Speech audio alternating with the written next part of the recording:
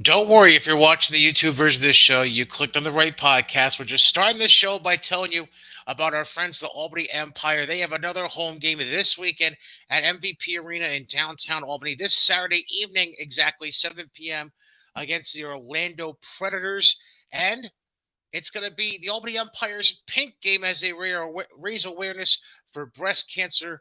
And they are partnering with Two Life Cancer Support Services, where every ticket purchased through the special link you can see at the website albanyempire.nal.com, $5 from every purchase will be donated to the organization. So if you don't have your tickets yet, go check out albanyempire.nal.com. Get your tickets now. $5 from every ticket going towards to like Cancer Support Services. And a special thank you to Albany Empire for being part of the Godzilla Media family. And of course, check them out against the Predators this Saturday night, downtown Albany MVP Arena, 7 p.m. kickoff for the Empire and the Predators. That being said, we roll along with episode 58 of White Heat here, presented by Godzilla Media, sponsored by good friends at the Albany Empire, as well as Mohawk Honda and SeatGeek, which we'll address in a little while. I'm Brian. That's JJ. If you're not checking out the YouTube version of the show, you can always check us out on Twitter. I'm at Brian Cady, just how it sounds, BRIANCADY. He is at JJ underscore Alexander. Even easier than mine, I think, honestly, because you can fuck up Katie very easily. Or you can spell Brian a few different ways. Eddie Hooser. Hi, JJ. How are you? Football! Sorry, it's been a while since I've done that. You could always go with have what is it? Waterboy, foosball's the devil. But anyways, hi. Hi. Whew. Um, if I seem a little out of it, I'm sorry. I slept like shit for no good reason the last few days, so bear with me. But how was your week? Extenuating. I had to. I had to schedule a repair appointment for my bionic parts. That's not happening till tomorrow. And in the meantime, the bionic parts kind of broke, and I had to like MacGyver some shit. Yeah. I don't even want to know. I don't even. I snapped my ankle, but the one that's made of metal, not the one that's made of bone. I mean, if you're gonna snap one of them, well, that's a toughie. I mean, at least I'm assuming. Is there any? I'm not gonna ask. I can't. I don't have the time to ask these questions. I don't have the time. Never mind. I'm just gonna move on from that. I hate to gloss over it. I'll send you pictures later. Is there pain? No, the only pain was when it snapped and I fell because I was standing at the time. Okay, all right. I guess that qualifies as an answer to a dumb question. Okay, good. Right. I don't know. And then yesterday I spent like 2 hours in the pool, and yeah, so like I slept like a baby last night for the first time all fucking week. Because I had the insomnia all week too, so don't feel bad. Understood. All right, let's jump into Impact and New Japan and get through that real quick. Let's start off with let's start across the ocean as there's nothing really. The East Atlantic. There's honestly shut the fuck up. There's honestly actually wouldn't that be the West? Never mind. So there's really honestly not a whole lot coming out of Japan itself. They've just been putting out previews for the 4 blocks of 7 wrestlers that are going to be competing in the G1, which starts this coming weekend on the 16th of July. Mm-hmm. So no real news there as they haven't run any live events, honestly. The last time any of their talent has worked anything has either been through New Japan Strong or at Forbidden Door a couple weeks ago. So yeah. No news is good news, I assume, so we'll go with that. Mm-hmm. As far as the New Japan Strong brand, a couple of things. Number one, they did start their tournament to crown tag team champions in New Japan Strong. Chris Daniels and Uemura advanced against the Factory, which, duh. And then TMDK beat WCWC, who I honestly don't remember who they were, but okay. Meanwhile, so that fills out one semifinal on that half of the bracket. On the other half of the bracket, one quarterfinal is going to be the Dark Order. I don't know who's representing the Dark Order. I'm kind of gonna assume Silver and Reynolds, although I could Probably. be wrong. Yeah. I'm gonna scroll down and see if there's any. Probably not. But it's gonna be the Dark Order against Aussie Open in one quarterfinal. The other quarterfinal will be. Bear with me as I scroll back up. Stray Dog Army against Midnight Heat. Hell if I know. The team names don't help me, but okay. So that's the way things look there. But as far as the other piece of news, so remind me again, what's going on the last weekend of July? SummerSlam And and Ric Flair's retirement. okay, where did what was the big thing with Ric Flair's show recently? That they had to bump it up to a larger arena because they there was more interest in tickets, so they bumped it up to an arena 3 times the size. Correct. So guess what's happening? They switching arenas again. No, New Japan Strong decided we're going to run the Nashville Fairgrounds, and we're going to be just dumb enough. Actually, no, they're running it. Okay, so they're running it the afternoon of SummerSlam. Oh, okay, all right.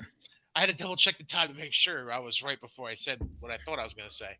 I find it quite hilarious that people talk, it's like, WWE's a cancer and all this shit. But then, when Mania weekend comes around, all these indies want to structure around running shows the same weekend. Right. And now that has bled over to SummerSlam as well. Well, that's because everybody wants to poach as much money out of the cash cow that is pro wrestling in that area as possible. Right, but it's you can't have it both ways. You can't say WWE is killing the business and then book your shit. Oh, I'm not saying you're wrong. Yeah, I'm not saying you're wrong. I'm just saying that's the business mentality. But yeah, it is very it's very markish. It's a double-edged sword that you're playing with there, basically. There are 3 matches, by the way, booked for this event, which is being called Music City Mayhem.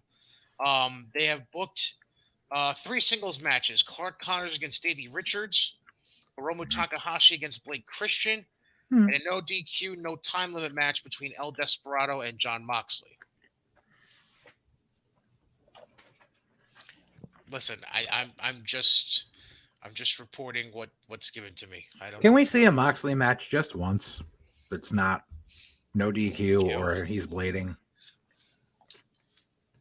Like it's old hat now. I don't tell you, man. Switched over to Impact though. Before Impact on Thursday, Giselle Shaw beat Alicia. Singles match, and then the first Impact since Against All Odds went on the air. Opened with Alan Angels, by the way, was the name I was trying to think of. Like I knew I'd seen the tweet somewhere, and then all of a sudden, of course, after we record the show a few hours later, Alan Angels versus Mike Bailey. Dumb. Sorry. But anyways, Bailey would retain the X Division title against Alan Angels to open the show, and then we have both guys shaking hands. But then after they shook hands, Joe Doring and Diener laid them out with an and then Diener called out Josh Alexander. But then Eric Young shows up, first time since Slammiversary.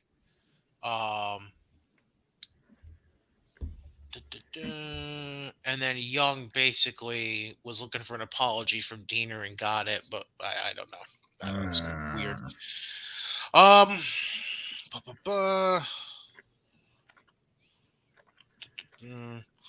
And then Honor No More had some backstage promo, and Eddie Edwards basically tells PCO to go beat up Black Taurus tonight. Whatever.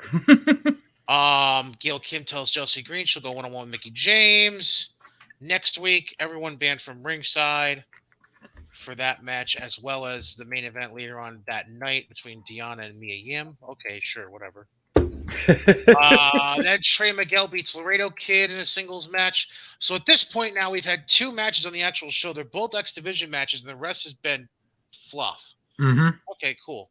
Um, then we get to Jesus, Mary and Joseph. They're showing Ric Flair moments of the week, counting down to his. Oh my god. Well, they might as well Oh use my what they've god. got in they've got in the can there from the archive. From the 18 months he was there. Oh, Yeah. Jesus, Mary. Some of the work. Never mind. I'm gonna shut up. I'm gonna shut up. I'm gonna shut up. The only good thing that ever came out of that was him and Lethal. That's the only good thing that ever came Yep. out of that was that I agree. one. Okay.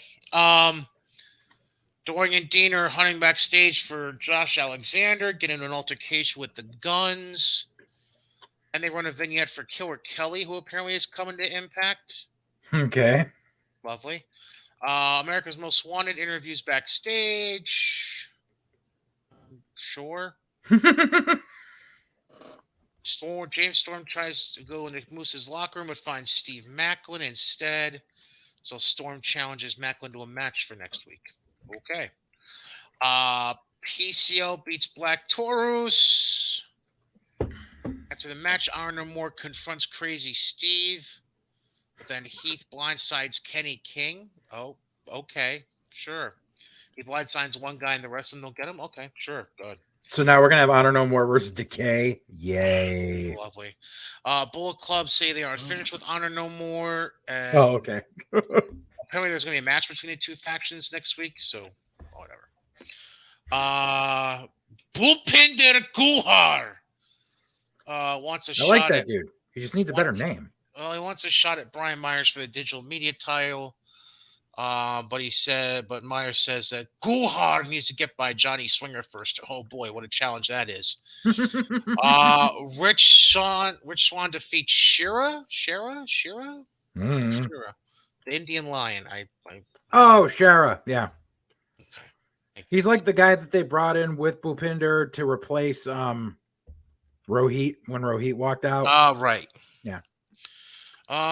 Then a Giselle Shaw and Influence backstage thing. Then another thing with Taya Valkyrie and Rosemary that doesn't mean shit really. Mm-hmm. And then we close the night with Mia Yim defeating Deanna Purrazzo to become number 1 contender for the Knockouts title. Yay! Yeah, so that's that. And that's going to be done at Emergence, which I believe is booked for. Don't quote me on the date, but I want to say it's August 12th. Sounds about right. I want to say it's the 12th or the 13th.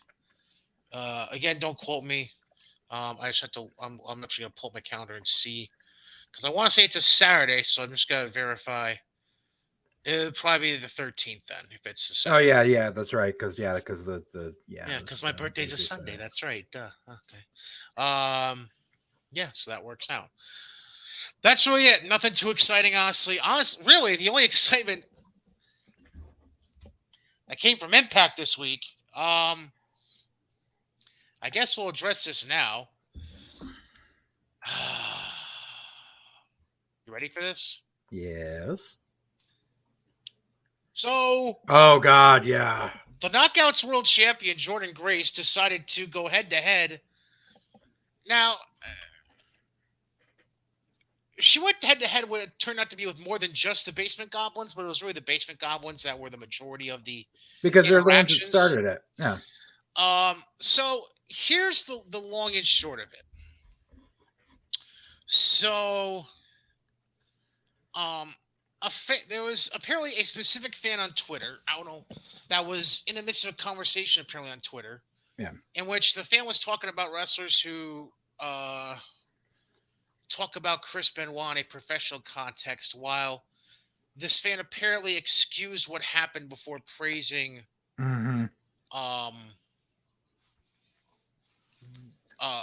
what he did in the ring, his in-ring abilities. Yeah.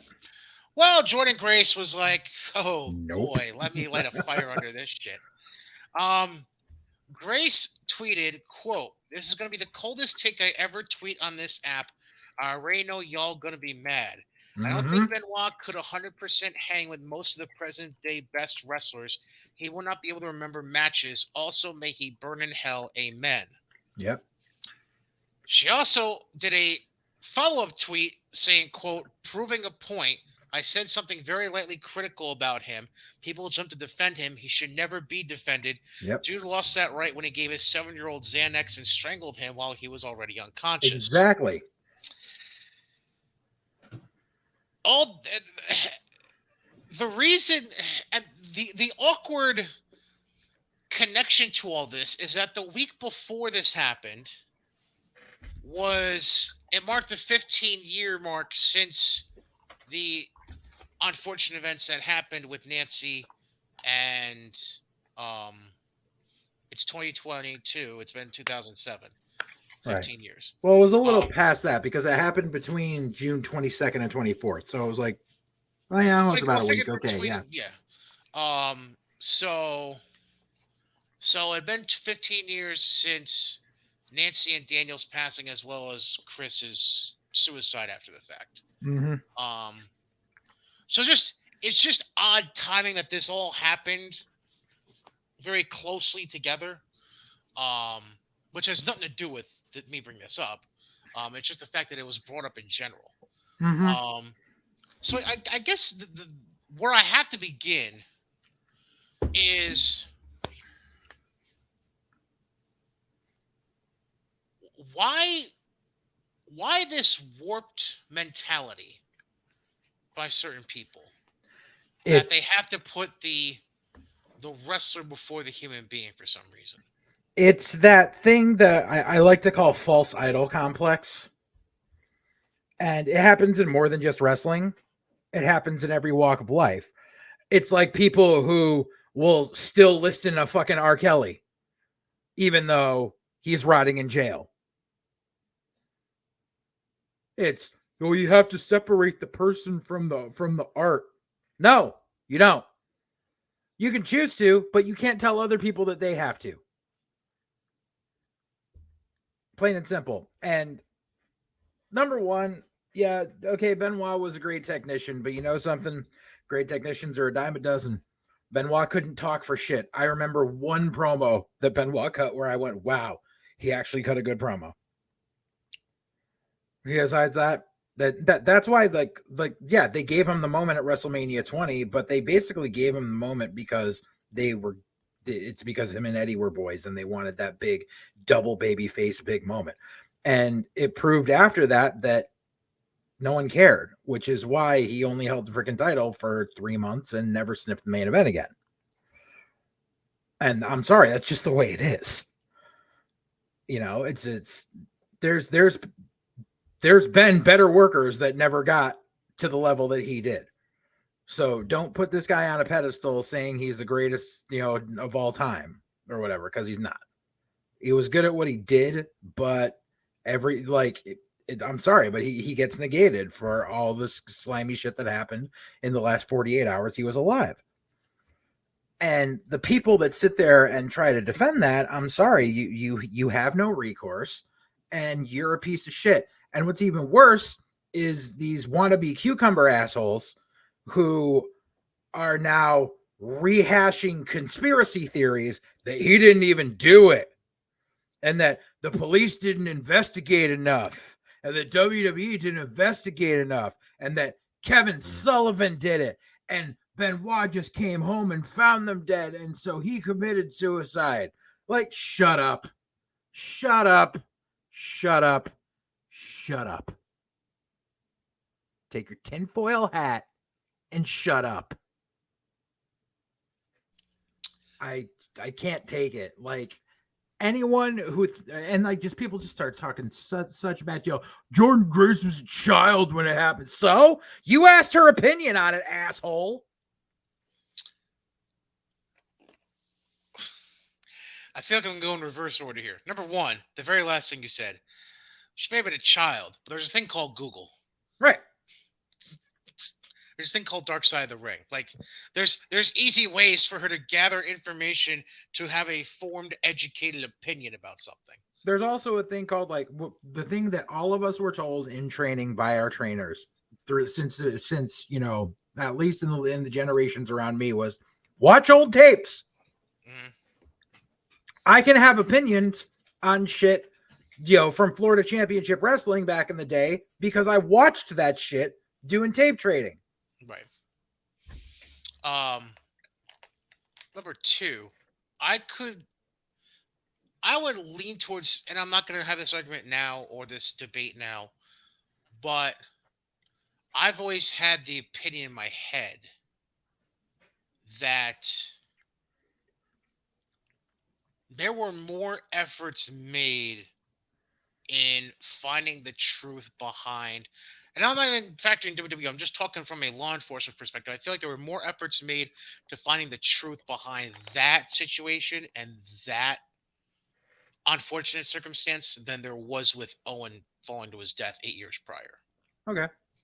Um, and this has nothing to do with necessarily the the stuff that Martha brings to the table. It just in general, like, Yeah. we don't have to get into that. That's Right. just my own. That's my own opinion. Um, third of all, what doesn't help out. Here's what doesn't help Jordynne, and this has nothing to do with me saying I agree or disagree with her. I obviously agree with the praise portion of what she was getting at. Mm-hmm. I don't have a very formed opinion when it comes to whether or not Benoit's style or whatever would have matched with guys of this. I don't even have a formed opinion about that, honestly. Yeah. But as far as the human being, like, Jordan's not getting any help when you have jerk offs like Conan coming out and disagreeing with her. Like, right. He was my friend. I don't fucking care. Like, there's being a friend to a fault and defensive to a fault. And the fact that there's some boys, I guess we'll call them, of Benoit's, it's still like he could have been a great friend to you. It doesn't necessarily mean he was the best human being in the world. Right. And obviously people be like, well, he was out of his control. How you can't control CTE. I mean, well, if there were signs of it, people could have had him going to doctors and had been proper treatment before it got out of hand. Right. But the thing was, you like, and it's like, yeah, because obviously they did the scans afterwards, and the CTA was very prevalent and all that stuff. But the thing is, like, even during that, like, Benoit was always kind of had a couple of screws loose. People would tell you that, like, if he would go back, and watch his match and see a spot where he thinks he screwed up a spot that he was doing, he would go punish himself by doing 1,000 Hindu squats in the corner. Yeah, he was doing that even when he was in Japan before he ever exactly. That's what I'm saying. Right. Yeah, he was perfect. He was a perfectionist to the absolute fault of the world. Exactly. But again, that's, I don't know. I feel like I had to bring it up quick because I feel like Jordynne Grace isn't getting enough support, and honestly, I feel like we're both in the same boat in saying, "Fuck you, Goblins. Fuck you, Conan. Good on you, Jordynne Grace." And we'll just leave it at that. That said, grab your torch and pitchforks. It's time to attack AEW and Ring of Honor.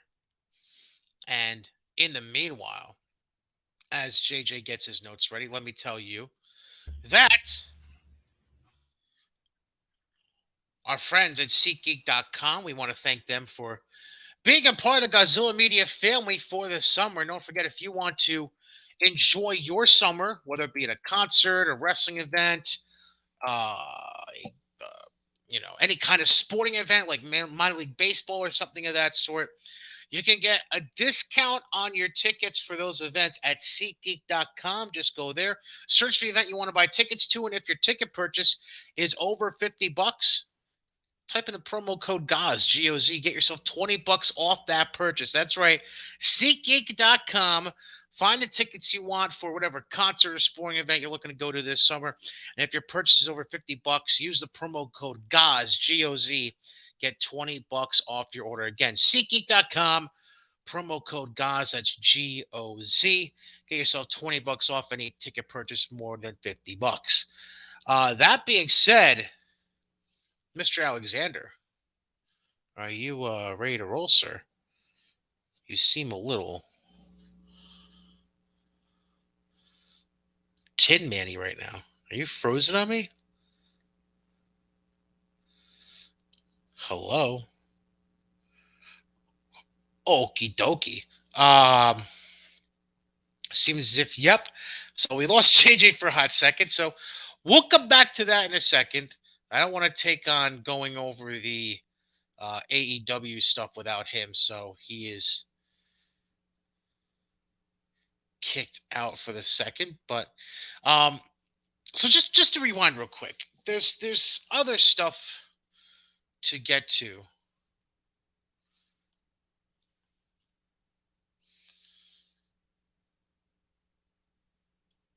The first thing I want to get to is the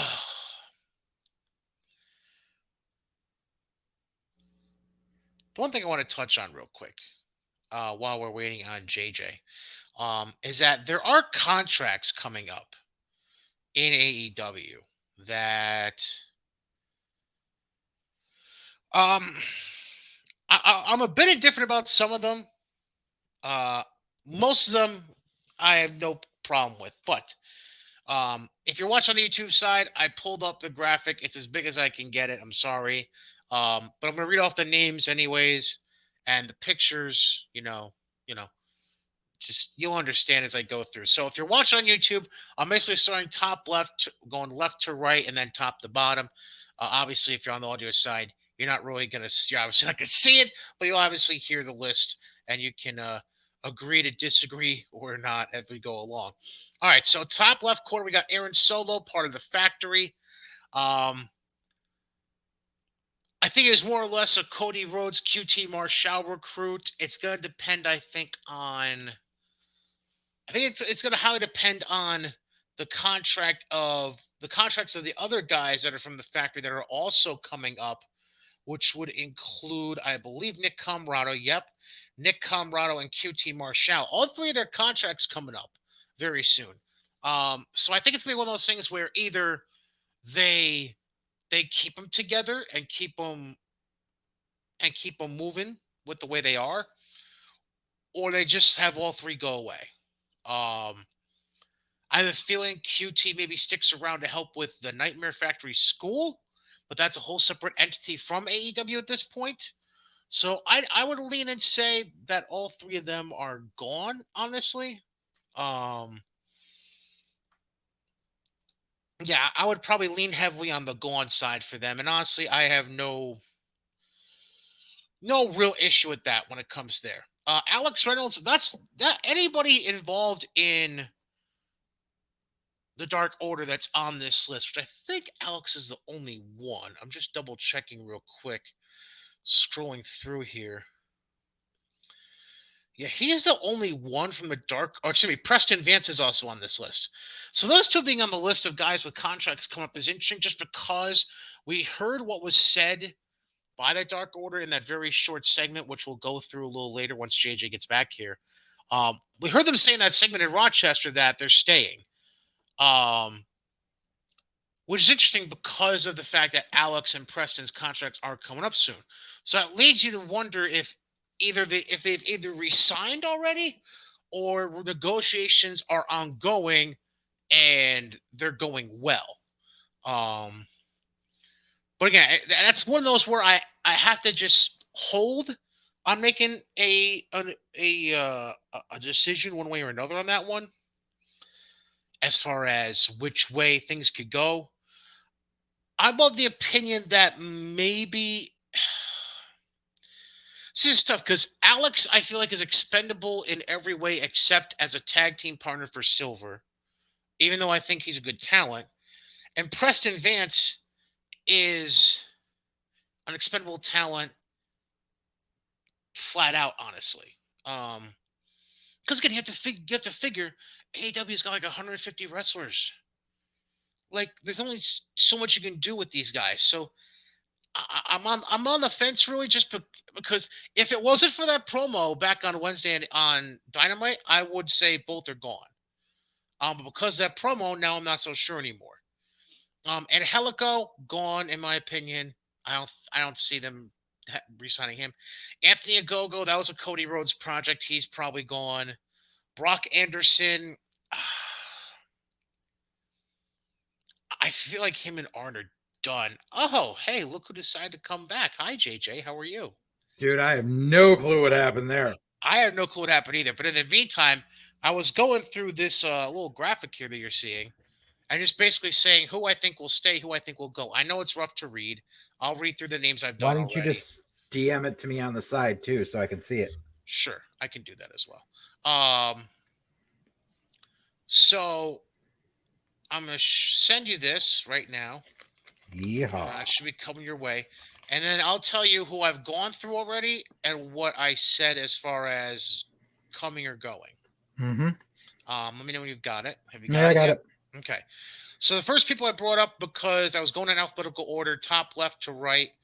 I brought up three people because they're all together: Aaron Solo, Nick Comrado, QT Marshall, the Factory. Mm-hmm. Um, Considering I believe the Nightmare Factory isn't officially affiliated with AEW, if I remember correctly, Yeah. um, I get the feeling their good is gone. Yeah. Um, I mean, they haven't been used for anything of quality since the first year, anyways. right. So I feel it's one of those things where once, because here's the running theme you'll see with some of these guys. Some of these guys are, as I would label them, Cody Rhodes guys. Yeah. So, and I feel like Solo and Comrado and Marshall are kind of they basically fit that mold of Cody Rhodes guys essentially. So I feel like they're gone. Yeah. Um, Next, I brought up Alex Reynolds and Preston Vance because they're both in the Dark Order. Now, if you had asked me this a week ago, I would have said good is gone. Yeah. But what throws me off is, and we'll get to this god horrible segment in a little bit, was where they came out and said we're not going, like they said something along the lines of we're not going anywhere, we're here to stay, some shit like that. Yeah. Which leads me to believe either they just negotiated new contracts and that report hasn't come out yet, or John Silver was just saying that for the sake of saying it, and I Right. don't know. Generally saying I would say gone, but that shit from Wednesday night just throws me off. What do you Yeah. think?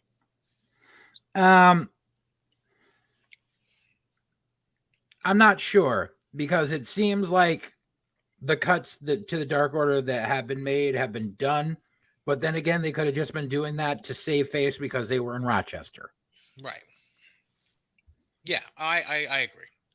And Helico, I don't feel like there's any thought I thought he process. was already gone. I thought so too. I thought he was gone when Jack Evans was gone. I think he had one or two like singles matches afterwards though. Oh, okay. When the Office was still together. Oh, okay. But I'd say he's gone. I'd say Anthony Agogo's gone. That was another Cody Rhodes project. Yeah. Brock is Arn still works backstage, right? I think so. I'm not sure though. I feel like Brock all depends on Arn's contract. Yeah. I feel like if Arn's not there anymore, Brock's not going to be there anymore. Right. But I mean, and honestly, Brock should not be on TV. Oh, I agree. I'm just saying in general, as far as having a contract. Yeah. Frankie's one of the Bucks boys. He ain't going anywhere. Yeah. Fuego del Sol.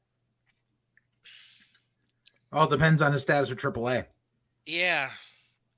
If AAA keeps him, then AEW will keep him. Now, here's one that I thought was kind of interesting. Griff Garrison's contract is coming up, but Brian Pillman Jr.'s is not. Right. Because I want to say Pillman Jr. signed an extension at some point in the last 12 months. Yeah, because they were going to think about making Pillman Jr. the breakout of the team after they did the Dark Side of the Ring shit. But then they were like, fuck it. Yeah, I don't know about what they're going to do with Griff. Yeah, me neither. I feel like there might be some animosity there with Griff. Maybe Griff wants out at this point. Yeah. Another interesting thing, Isaiah Cassidy has a contract coming up. Mark Quinn does not. that they're going to keep them together because neither of them like that. Neither of them are going to make it as single stars. In the exactly, and that comes from a point of experience for me. Neither of them can be trusted to be singles guys, right? Because they don't fucking listen. Kip Sabian, he's been unfortunately having injuries lately. And if they get rid of him, they'll probably get rid of Penelope too. Which is a problem because Tony Khan just came out and said over the course of the last week that he loves Penelope Ford and would love to have her back in the ring once she's medically cleared. So I'm like, yeah, you remember when he said he loved Big Swole too? Well, fair point. Lee Johnson, again, that's a Cody Nightmare Factory kind of guy. I think he's gone. Yeah. Less protected than Brock because of the fact he doesn't have a dad there. Yeah. Funny, Lee Moriarty, who will be brought up later on, he has an expiring contract soon. They're probably going to keep him around just on they'll offer him a lesser deal, but he'll take it because he knows he's not going to get the same money anywhere else. Luther, I'd say probably gone. Who the fuck is Luther?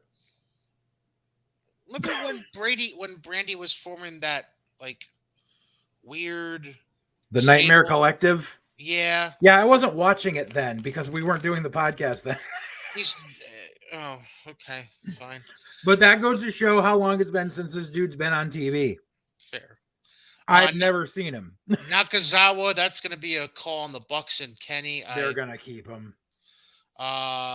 Peter Avalon, I thought he was gone already, but Avalon's contract did expire. He's on a per diem right now. Gotcha. And then Serpentico. Serpentico is their Brooklyn Brawler. Yeah, I don't know. And then Captain. They keep him around just a job. And then Captain Sean Dean, I have no particular opinion about. I don't know. Sean Dean, that's weird. Tony Khan's got a hard on for Sean Dean, which I don't understand why. Because like he's generally a jobber, but his wins are over fucking MJF and Wardlow, I think.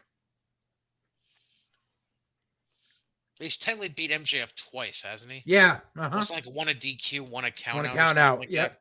That. Yep. Stupid shit. Anyways, speaking of stupid shit, you have your notes ready? Oh, yes. Okay. I'm going to begin on a nice note, and then we're going to work our way towards getting shitty. It was good to see Western New York friends of the show, Jay, Freddie, Nick, Ando, get paydays as extras for Dynamite. Were they? If you didn't see it, they were two of the guys that were dressed up as America's top team guys that came down the ring with. So was Kevin Matthews was there. Yeah. He was holding up one of the belts or something. Yeah, pretty much everybody that was in ATT gear, not named Dan Lambert or Scorpio Sky, was extras. Right. They were not actual America's top team guys. Yeah. Except for, I want to say one of them was Masvidal. I could be wrong though. I'm not entirely sure. But yeah, good on Jay and good on Nick. Which leads us to the opening match of the night, which was Wardlow. Basically making mincemeat of Scorpio Sky, essentially, and getting the TNT title. But somebody tell me why on the opening match of the night for a title that really doesn't mean a whole lot of shit to anyone, we're giving Wardlow the gold confetti celebration. Oh, yeah. Mm-hmm. Reasons. That seems just like how, for the fuck of it, they gave him both the TNT title belts again. Huh? You know how there were two TNT title belts because of all that bullshit? And then they were like, oh, well, Scorpio gave one to Dan Lambert. So that's how we're like, okay, we're back to one TNT title belt. No, Wardlow has two now. You're kidding, right? You see the pictures floating around of him and him and FTR? He's got both belts.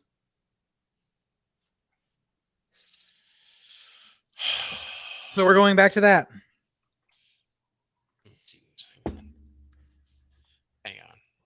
Don't make me angry. It's too early to make me angry right now. I know FTR tweeted it, so just go to Dax Hartwood's Twitter, you'll find it. He's holding one title when he wins. Mm-hmm.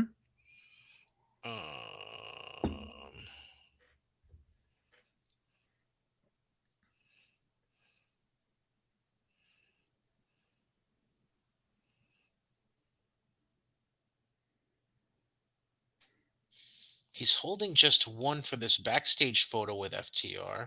Oh, there was one picture. There's a picture going around with him with both the fucking belts. Okay, well, I mean, I can show you. I thought it was the one with FTR, but maybe it wasn't. But yeah, there's pictures going around of Wardlow with both I mean, belts. they're at the photo taking area backstage from the show in Rochester. Yeah. And he's just holding it's not the one that Scorpio had. He's got the black strap with the red. Yeah, there's one where he's got the black strap and the gold strap. Nah, this one's just got the black strap. Yeah. And then it's FTR with all their 3 belts, tag titles. Yeah. Right. Well, I don't know. Hopefully we don't see him with both belts on Wednesday. I'll just put that out there. Then after that, we got Moxley doing a pre-tape promo about his match with Brody later that night. Right. So tell me this. Just tell me that. Yeah. Tell me this. Sure. Why would you open the show with the Gaga bullshit no DQ match and then follow it with a promo for the main event when regular wrestling booking would permit that you start the show with the champion cutting the promo about his match that's the main event of the night? So it's bookended. Why wouldn't you do that? Because AEW is a glorified indie. Thank you. I mean, I've been saying that for a while now. I know. We're just reiterating. I don't even remember there being anything very no DQ about that opening match, by the way. Right. So what was the... Never mind. I'm not going to ask the question. Yeah. It was a gimmick match to draw people in. When there wasn't any gimmick to it. Whatever. So after the Mox promo, we get Mark Sterling and Tony East trying to get Keith Lee to sign their lawsuit against Swerve Strickland for being a snake. Because apparently you can sue people for being snakes in the grass. Oh yes. I remember that week in business law class. Yeah. Or as Sterling called it eventually, the pass, the petition against Swerve Strickland. Jesus, Mary Joseph. So after Keith Lee blows them off, we get Christian doing an in-ring promo with Luchasaurus next to him. Matt Hardy comes out to interrupt him. It was...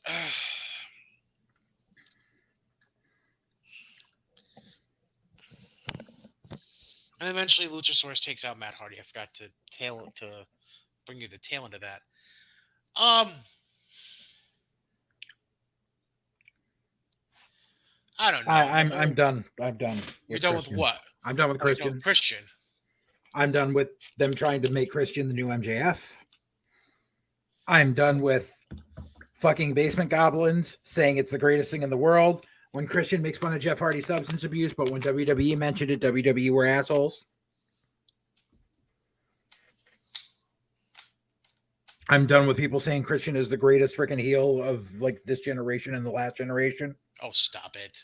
Please tell me people are not saying that. About how he's the greatest heel promo of all time. Oh, yeah. Please tell me they're not saying that. Oh, yeah. I wish this was a different clear liquid other than water right now. Like this is the same guy that's on a show where a month ago they had the greatest heel promo of the current era cutting promos. Yikes. Then we have Blood and Guts review video package. Sure, whatever. Because we needed that. That leads into a Hager and Claudio pre-tape interview backstage with Tony, which sets up a match between them for this coming week. Which, by the way, Fyter Fest is now being done over 2 weeks of TV for them now. They did it last year too. Oh, God almighty. Because the first time they did Fyter Fest, remember, it was a free pay-per-view and it was a two-parter. I know. Yeah. No, I don't agree with it. I think it's dumb. It's just a regular ass episode of Dynamite that they slapped a name onto. I had this Well, it's argument just with like the other ones, like Road Rager. Who gives a fuck? exactly, but they're like, no, it's a special episode. I'm like, no, they don't get to have special like slap a name on a regular ass episode and they call it a special episode when they are allotted special episodes on Saturdays called Battle of the fucking Belts that they do not put any fucking work into that matter less than their YouTube show. Amen. Amen. Amen. Amen. Um. So basically, we're saying this Fighter Fest shit has gotten out of hand, much like Shark Week has become Shark Month on Discovery. Well, Have yeah. you have you seen this shit? Yeah, Discovery made Shark Like Month because National Geographic is doing shark stuff on Disney Plus now. and So they're that's why also they doing extended and it. they're doing something with Nickelodeon too. Yep. Like, and we'll talk. Let's get through this we'll episode get to before Shark we Week. talk about Shark We'll Week. get to Shark Week. Yeah. Then we get Swerve and Keith Lee beating the Butcher and the Blade, which is interesting considering they're in Rochester and Blade's from Buffalo. Uh-huh. A celebration was cut short though by Hobbs and Starks coming out and talking shit. Because we need fucking Swerve in Their Glory versus Team Taz part 142. Yeah, right. It's but like, AEW doesn't do rematches. Hold on. It's going to sound even more familiar because then the Young Bucks come out and they set up a triple threat title match for this coming week. Yep. Which the reason I say that sounds familiar is because a few months prior to this, what happened? What happened was a Christian booked a triple threat tag team title match between Jurassic Express and who? Swerve in Their Glory and Team Taz. Yeah, the exact four same fucking people. And I remember, here's my exact note in capital letters when that happened, when the Young Bucks started talking. You don't get to flex holding a fucking title when you hold the fucking book. Oh, by the way, how cute. It's called Triple or Nothing. Huh? Yeah. Ha, ha, ha. I see what you did there. Fuck off. Start up Siri. And it's literally just so the Young Bucks can stroke their ego a little more to keep this going until September when they take all the belts off of FTR. Oh, did you know you're called Ego? Sorry. If you didn't get the joke, it's okay. Then we get Malachi and Brody with a pre-tape about Mox. Oh, there, you got it now. Then Kingston, he comes out doing an in-ring thing with Tony. While he's in there, Ty Conti slams a car door on Ruby Soho's arm. This is where I can't. I fucking can't. He can't. Okay, that segment, that backstage segment was awful. Right. That was awful. And everyone's awful. Even worse, when you come to find out that Jericho was not in Rochester. Jericho was doing a Fozzy show in Europe. And that entire segment was taped the previous week before Blood and Guts, which means it was a pre-tape, which means they could have done more than one take and they could have edited it to make it look good. And they just said, fuck it, we're going to be like an indie and it's one take. Well, yeah, duh. Indy-riffic. And here's the Basement Goblin mentality on that. I've read this from several people. It's because Jericho is trying to make all his shit sports entertainment because that's what everyone hates. And so because it's sports entertainment, it's supposed to look bad and fake.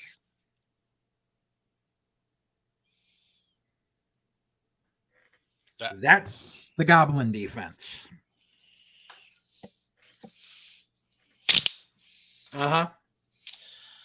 Dark Order in-ring promo. Interrupted because by we got to beat that dead horse. Yep. Interrupted by QT Marshall, literally and figuratively, by the way. QT comes out challenging -1 to a match because, nothing's more manly than challenging a middle schooler to a match. Well, I mean, this is a company built off guys who are in DDT wrestling children. And then we get Hangman coming out to interrupt and beat up QT Marshall with the Dark Order. Yeah. Because, we got to have that reunion. But, it's funny how they have Hangman come out, but they're all Dark Order's here to stay, but there was no Colt Cabana. Because there's that whole bullshit story going around now. But yeah, no Colt Cabana out there. And let me segue because I decided to wait until we got to Rochester to do this. Okay. Because I was going to see what it was like going into it, and what it was like once we got to it. Okay, you're in Rochester. So here we go, traipsing out the Brody Lee stuff again. Number one, it's been long enough. Stop bringing it up. This would be like if every time Vince did a show anywhere in the like the Texas Mexico border area, they brought up Eddie Guerrero, like incessantly. No, just stop. And on top of it, I'm sorry, but y'all need to realize that the bulk of Brody Lee's televised professional wrestling career was not with your company. He was with your company for 7 fucking months.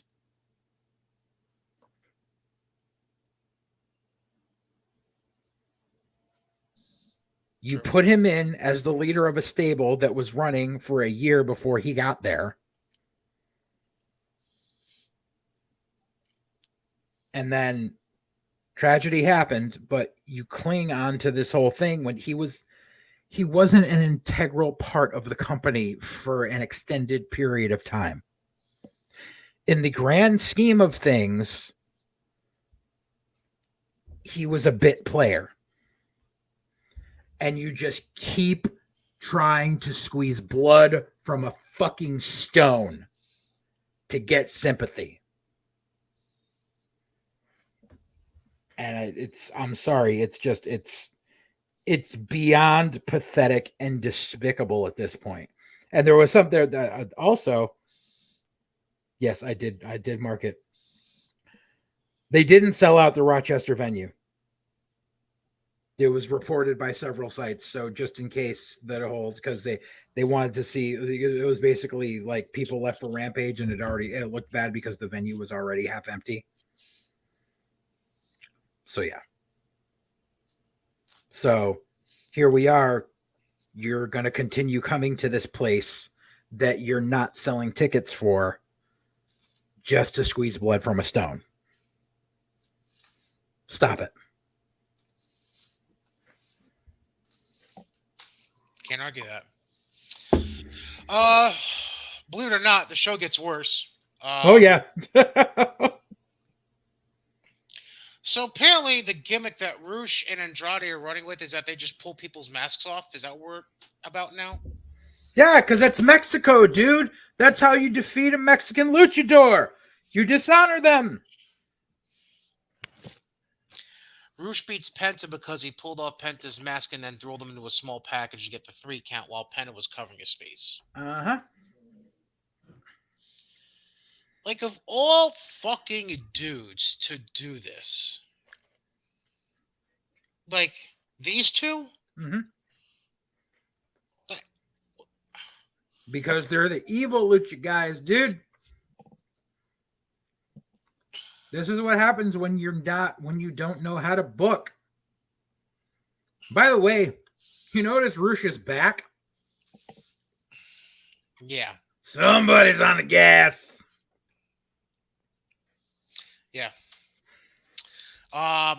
Then we get Lethal and Joe announced for the Ring of Honor TV title for Death Before Dishonor, leading to a Sanjay, Jay Lethal, and Satnam Singh pre-tape.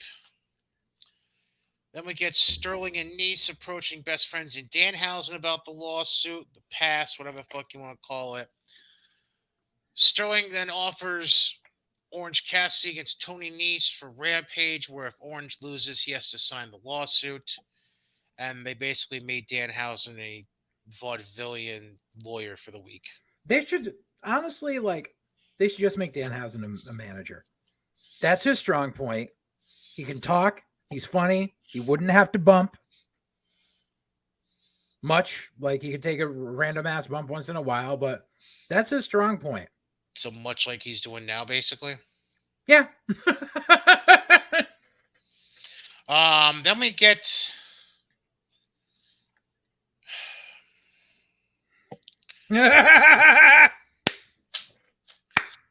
so the Gun Club and the Acclaimed are coming out Max is about to start his rap, and one of the ass boys takes the mic away from him and run and whatever. Mm-hmm. Gun Club and Acclaimed end up beating Fuego del Sol, Leon Ruff, and Bear Country. Remember when Leon Ruff was NXT North American champ 18 months ago? Yeah, now he's roughing it with Bear Country.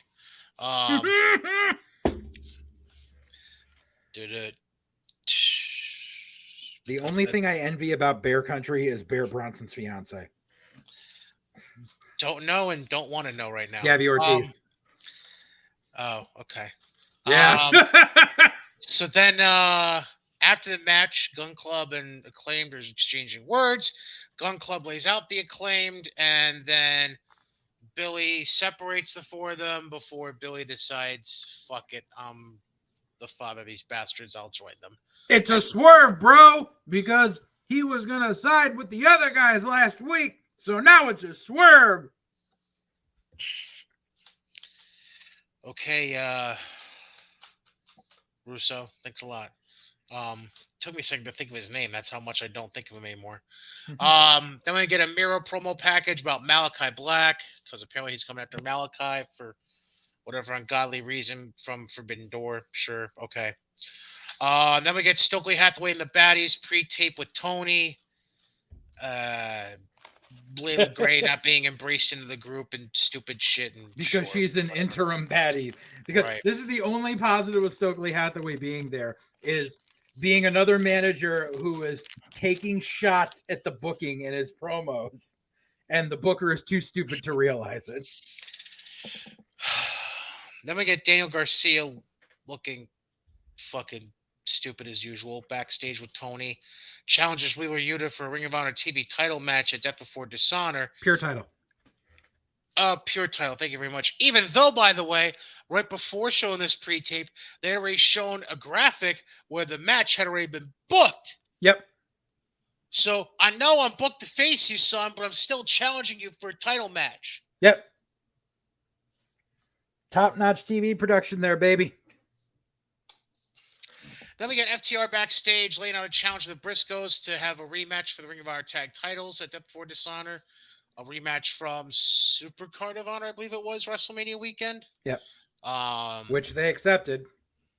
Right. They did Apparently, this is going to be Tony Khan's way of skirting around Discovery, Warner Discovery not wanting the Briscoes on their TV. Is I'll just put them on a pay-per-view and job them out. Essentially. Then the main event, Moxley retains over Brody King. We all knew that was coming. Whatever. Made Brody King look like a bitch because they had Brody tap out.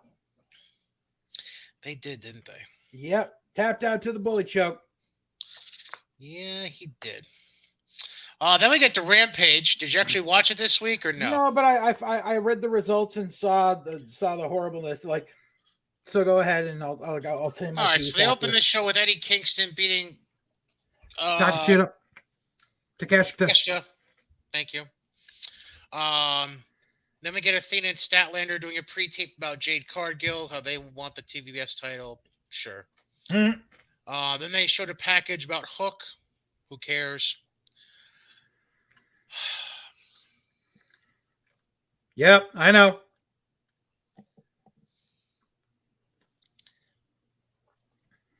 Why this next thing? Just fucking why? So, here's the background before I get into it. Mm-hmm. Lee Moriarty had originally challenged Jonathan Gresham for a shot at the Ring of Honor World title. Mm-hmm.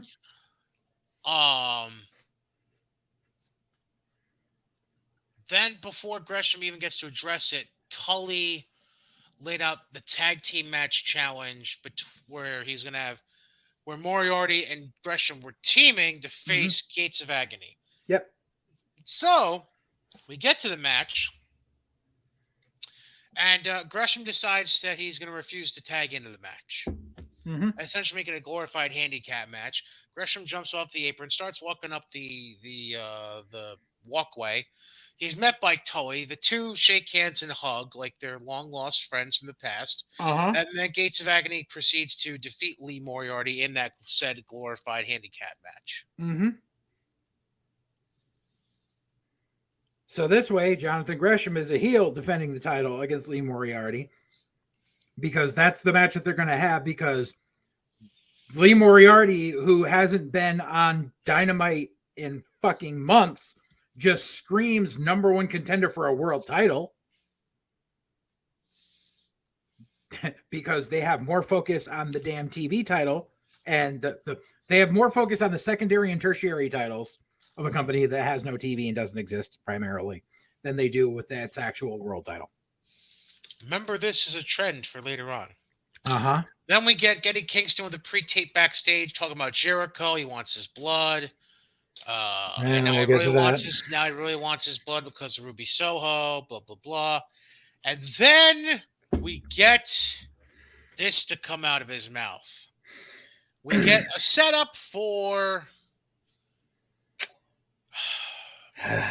those of you not watching on YouTube and just checking out the audio edition of the show on Spotify or Google Play. I am currently showing the banner about how for week 2 of Fyter Fest, which will be in 2 weeks, well, no, not 2 weeks.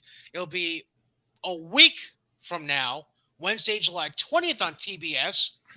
We're going to have ourselves Eddie Kingston against Chris Jericho in a barbed wire death match, because that just screams TBS. Mm-hmm. And on top of it, every member of the Jericho Appreciation Society will be locked inside of and suspended above the ring in a fucking shark cage, because it's Shark Month on Discovery Plus. Mm-hmm. And Discovery Plus is part of the family that fucking AEW is now part of. So, yay, Shark Week, or Shark Month, or Shark Century, whatever the fuck it is these days. And so to bring everything together, it's a lot of stupid. Very much so. Especially because they're saying barbed wire death match, but they're not saying what type of barbed wire death match. They're not saying if the ropes are going to be replaced with barbed wire, or there's going to be barbed wire around the ropes, or if there's just going to be barbed wire on the ring posts around the ring, or what. Because I don't know about you, when I think of barbed wire death matches, the first 2 people I think of are Eddie Kingston and Chris Jericho. Exactly. I mean, I've seen Eddie do some deathmatch shit like way back in the day. Okay, but that was 15 years ago. Exactly. Like, and this is where I want to talk about Eddie Kingston for a second, because everyone's on Eddie's ass again online. And about I've what? said about like the picture of him after he beat Takeshita, where like his guts hanging out, and and they're fuck off. He's always been like that. I mean, he's a little bigger now than he used to be, but anyways, I mean, like I said before, I love Eddie. I'll always love Eddie, but Eddie's getting up there in years, and he's put a lot of wear and tear on his body. And like, because you remember, it was like 6 months ago, he was just like, "That's it, I'm quitting smoking, and I'm gonna get in great shape because I want a world title run." Some shit like that. Yeah, and since then he kind of hasn't.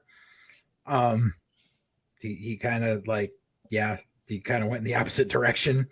But I mean, it's Eddie is still amazing on the mic. He's a great journeyman. He's got the experience. I always said like he was kind of like our generation's Terry Funk in this area. Terry Funk was never a bodybuilder looking guy, but he never got vastly overweight. But I mean, just Eddie gets a lot of shit from people. And I will tell you firsthand that I cannot stand the majority of the shit produced by All Elite Wrestling. I cannot stand any of its founders or the person that runs it. But when they just lump in Eddie Kingston with all that and be like, "Oh, this is a social experiment to see how awful of a person they can put in the main event before people completely tune out," and all this shit, like, Eddie Kingston is the shittiest wrestler I've ever seen, blah, blah, blah. No, Eddie can fucking work. Like, yeah, the problem is they're, since he got to the AEW, they're like, "Oh, work Japanese style," which is why he does like the fucking Kabashi quick chops and shit, which like, I'm not a big fan of, but I've seen Eddie work great fucking matches. And I'm kind of tired of people shitting on Eddie. Nobody can shit on Eddie for being in a main event match or being a shitty person that was put in a main event match ever. You know why? Why? You know who main evented the show once for Dynamite? Go ahead. Nick Gage. This is true. Nick Gage was the main event of a Dynamite when Jericho was going through the glass. no, he was going through the labors of the labors Yeah, of Jericho. Yeah. Nick Gage is in a pizza cutter right before a Domino's commercial. During a Domino's commercial. Was part of the labors of Jericho. Let's not forget that. And it was the main event of that Dynamite show. Mm-hmm. Just a reminder. Just a reminder. Yeah. So when you say Eddie Kingston doesn't deserve to be in main events or whatever, a shitty person, just remember the name Nick Gage and Domino's. Very true. And that will shut you the fuck up.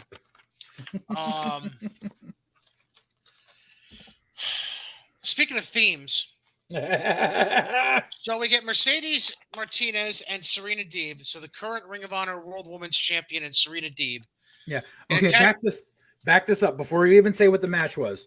All they said on Dynamite was you will see Mercedes Martinez and Serena Deeb appear on Rampage. Right.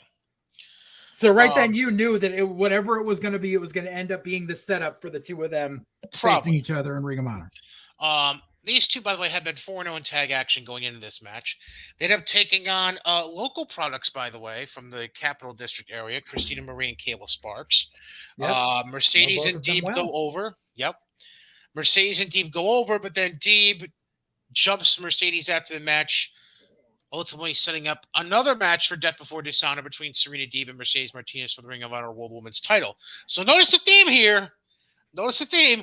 Yep. They basically used Rampage to set up 80% of their card for Death and Before they Dishonor used the right same now. setup 2 matches in a row.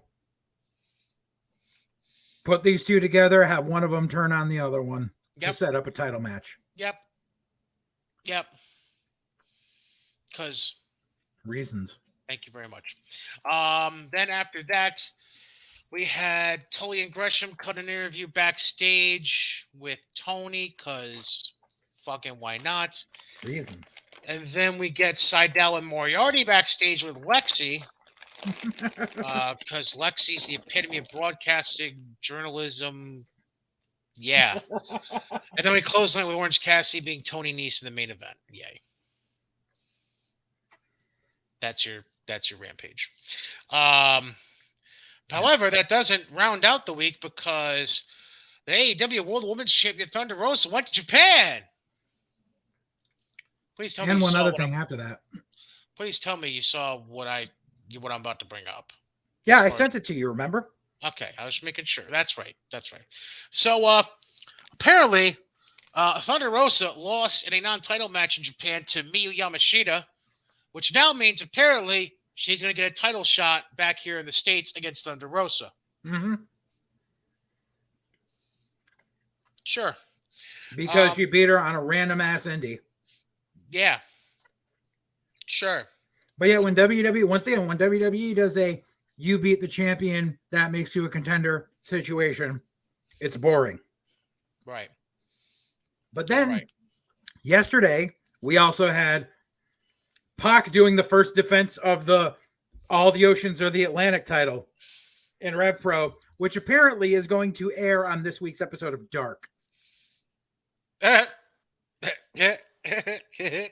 So, first defense of the title isn't in the company, and the title defense is going to air on the YouTube show. And the Goblin defense of this one is, well, it's supposed to be a traveling title. There's no such thing as a fucking traveling title. Who the fuck ever said that? That's the defense that they're given. They come up with this shit out of nowhere. It's a traveling title. No, shut the fuck up. The thing is because these fucking kids weren't alive for any semblance of the territories to realize that the NWA US champ, the NWA world champ, they traveled the territories because the NWA was the governing body. And every company that it was defended in was part of the NWA. That was the whole thing. You had to be part of the National Wrestling Alliance. Correct, Mundo. There were meetings of all the bookers once a year. Inside the House of Black. By the way, I didn't know if you noticed this, but starting this past week on AEW television, they decided to create a WrestleMania type banner showing that All Out's coming up on September 4th. Did you notice that in the Rochester Arena? No. Oh yeah, like so you know how like back in the day in old school WWE they had like those hanging banners in the corners Yeah. that said like Superstars or Wrestling Challenge or Yeah. whatever. So they have this horizontal banner. It's not a silk banner. It's like an actual electric sign. Okay. And it has the AEW All Out logo and that said September 4th next to it. Hmm.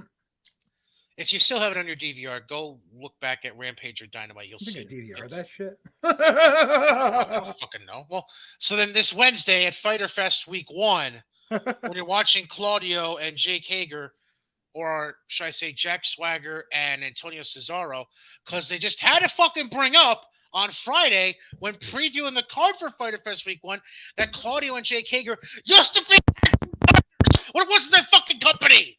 Oh yeah, because by the way, that's long-term storytelling according to the Basement Goblins. No, it's not. No, it's not. No, it's not. I know this. No, it's You not. know this. If They apparently do If not. that's the case, then go get Dutch Mantel to be special guest referee, motherfuckers. That's what people are saying. They're saying the Dutch is going to show up and book No, Blackpool Combat no, Club this shit. No. You know why? Dutch knows where his bread is buttered, motherfucker. Exactly. Now, another thing. Did you know that Jonathan Gresham is defending the Ring of Honor World title against Lee Moriarty Is that set in stone now? on Rampage?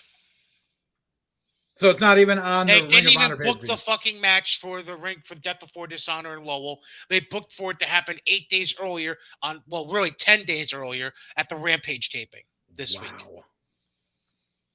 So now you booked a world title match for that belt, but you're putting it on free TV the week before the pay-per-view where you should have a world title match booked. Mm-hmm. Well, it's because, and literally, they are planning on Briscoe's FTR2 to be the match to sell the pay-per-view. That still doesn't excuse not booking your world champion. I know. Like the only way I can envision this being reconciled at all is if for some reason the match on Rampage is a schmaz, and Tony Khan says, "Fuck this shit, we need a real winner." Like that's the only. But feasible... even if so, it's fucking Lee Moriarty. I know. You think Like, TK understands that? No. It's like the low tier of fucking people at fucking on the fucking roster. Oh yeah, that was a great match. Like it's ridiculous. Unless they do some other shit where Gresham swerves freaking Tully, and then because they got it, and then they can do Gresham versus someone else Tully's managing. Well, they're gonna do. Don't you dare say Brian Cage! I will fucking smash your face. That would be such a terrible match. Oh no, it'd be even worse. Gresham would literally break his back carrying that fucker. You know, it'd be even worse. What? Is if they made a triple threat of Gresham against Gates of Agony for the title. Oh God. Oh, it gets better though, because I didn't tell you the real all-star thing that happened at Rampage. Okay. So you had 2 Ring of Honor based matches on the card, correct? Yep. Uh-huh. They had Bobby Cruz ring announcing. Yep. They had Caprice Coleman come in for commentary. Yep. Who didn't I name yet? Ian Riccaboni. Wasn't even on the fucking show. Well, I mean, Rochester's kind of a haul for him too. Which led to this. Oh yeah, I saw you. Yep. I actually tweeted Ian Riccaboni. I was like, hey, what the fuck? Didn't sound right hearing Caprice on the call with fucking Man in the Mask, whatever the fuck you want to call him. Sockface. And then, of course, our friend Rob had to chime in and say, I hope so, for Ian to be there at Death Before Dishonor. To which Ian actually responded and said, yes, sir, Caprice rules. Love seeing him do his thing. We'll be together for July 23rd. Thank the good Lord Jesus, because the last guy needed Sockface doing commentary for him with Caprice. Right. Or Tony or JR. Sorry, JR, but it's time. I figured it would have been Caprice and Kevin Kelly, if anything. But, I mean, if they hadn't gotten Riccaboni. But, Yeah, and I mean, but it's like Kevin's still in this. He might still be in this. No, he's still in the States. I don't think he'd still be in the States though. I think he'd be in Japan by then because that's when G1 starts by then. Oh, okay. Yeah, because G1 starts this weekend, Death Before Dishonor's next weekend. All right. But yeah, and that's the thing. It's here we are. We're 2 weeks out from this Ring of Honor pay-per-view, and they're just trying to shoehorn it in alongside this 2-week special event of Dynamite. Like, and here's what really irks me. Oh, I can't wait to hear this. What irks you? I used to get shit when before COVID like took everything away from us. When we were running DPW and we were running every 3 months, we were told by certain fans that running every 3 months isn't legitimate for a company. You have to run at least every month. But here comes Ring of Honor that does not have a television show and is getting booked and is having a major show booked every 3 months. And everyone, and a lot of these same people are going fucking gaga over it. By the way, still talking AEW, did you know that Sean Waltman came out and blasted fans that were body shaming Eddie Kingston? Probably, I didn't know that, but I can see it. Yeah, hold on. I'm trying to pull up the exact news story. Hang on.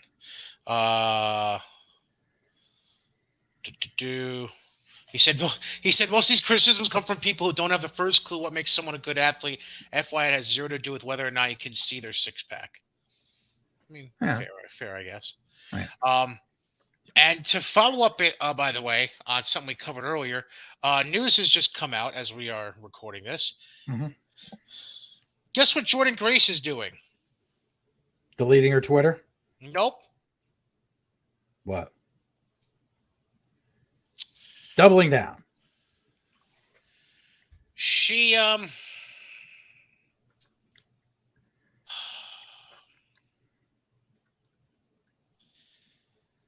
She put out the following tweet, and this is literally as we were recording this. Okay. Last week, I made an irresponsible and unnecessary tweet, regardless of how my personal emotions influence my opinion. I should have recognized the impact my words would have on friends and family close to the situation. I was completely thoughtless in that regard.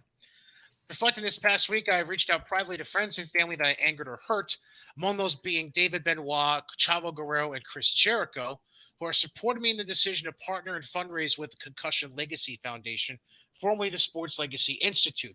I have pledged $5,000 with the overall campaign goal being $20,000. I'm acutely aware that damage has been done. I would never intentionally add on to the suffering of those already dealing with such a traumatic event, and I am sorry for my insensitivity and aggravating this already delicate topic. This is my way of attempting to squeeze something positive out of the negative situation I created. Thank you in advance to everyone who donates. So she buckled. She did not create the negative situation. Ugh. Yeah. Any Hooser. Yeah, just figured I'd provide that follow-up before we move on. Mm-hmm. So we get to, because we recorded last. There was one other AEW thing you forgot to mention. There was. What did Danielson. There was an update about his health that came out. I didn't even. Tony Khan did an interview yesterday. Hold on. Where Tony Khan basically made the spotlight on him and not about Danielson. Health update on Bryan Danielson. AEW President Tony Khan is not rushing to clear Danielson because of history of concussions. He told the New York Post that Danielson was feeling great a few weeks ago on the day of the Road Rager show and then was not feeling as well 8 days before the Forbidden Door pay-per-view. Danielson is apparently doing much better, according to Dave Meltzer, because that's really... Meltzer said the following during his appearance on what I can tell you is Bryan is fine, but he's not cleared to wrestle yet, and Tony Khan is not going to rush him back.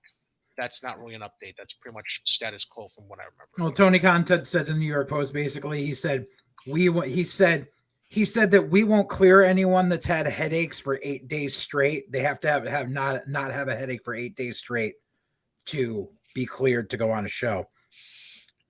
Basically, Danielson's pretty much... He's probably going to have to hang it up again. His concussion protocol is just, and here's the problem, and here's where the big debate happens online. WWE did everything they could to protect him. And they made sure once he was cleared to come back to the ring, that he worked as safe as possible.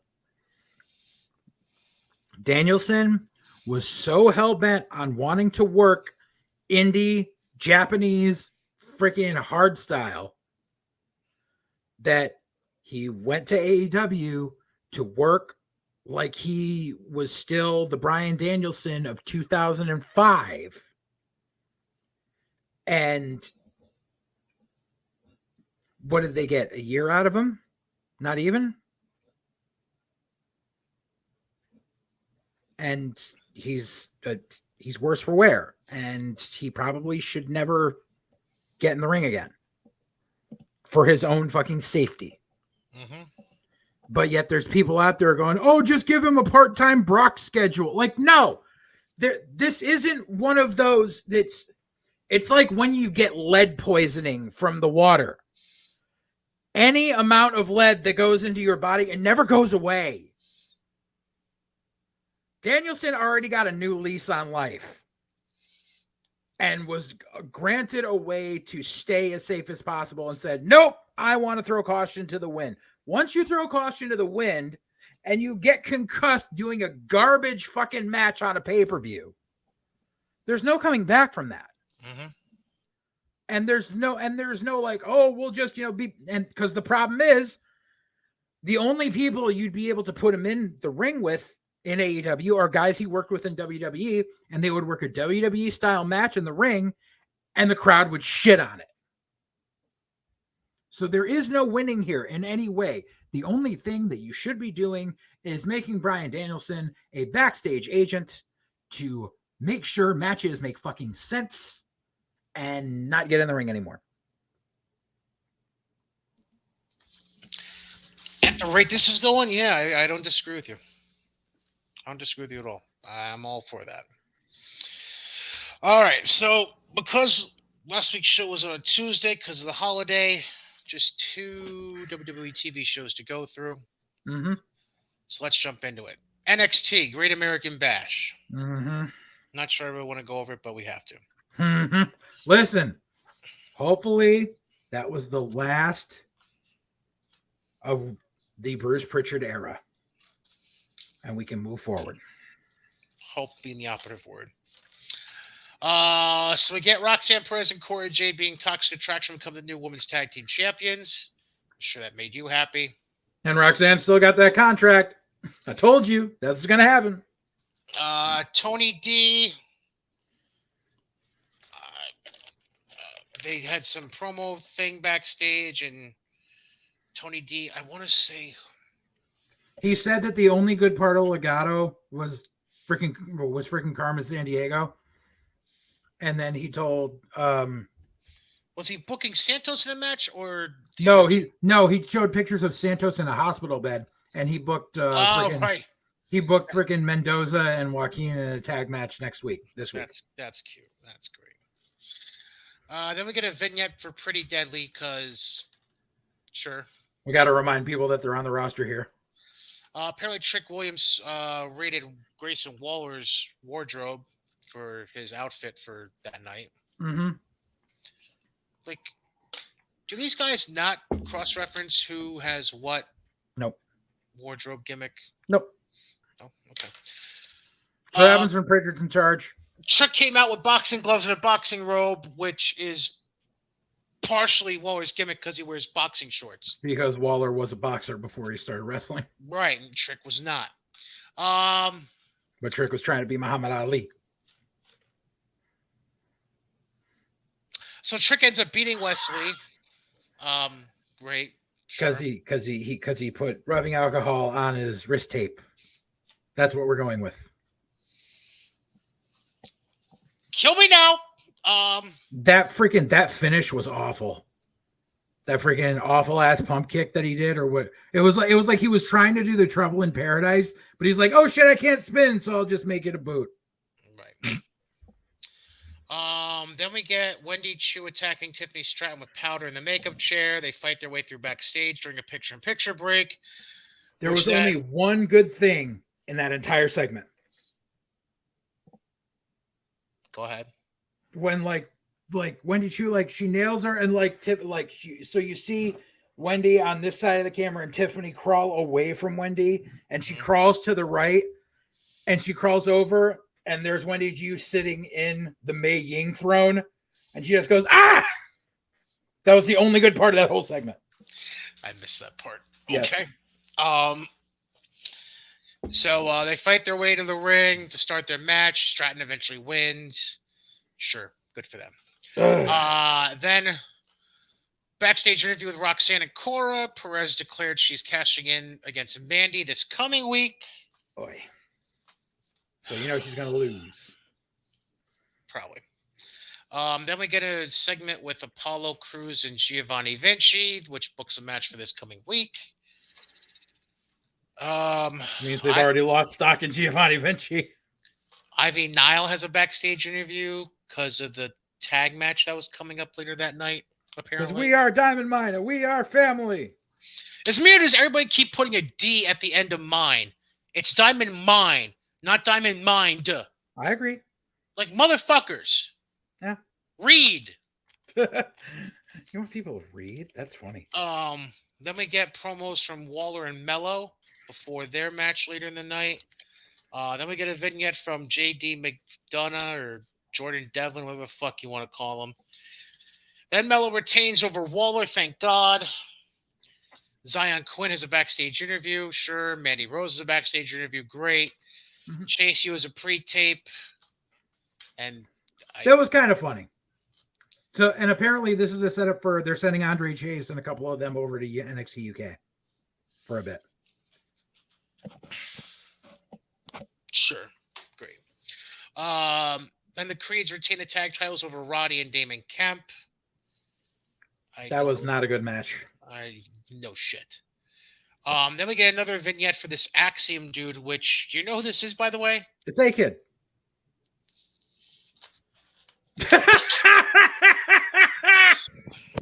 They brought in A-Kid for 2 weeks just to yank him off so they could repackage him as the big mathlete. I really hate Bruce Pritchard. I really fucking do.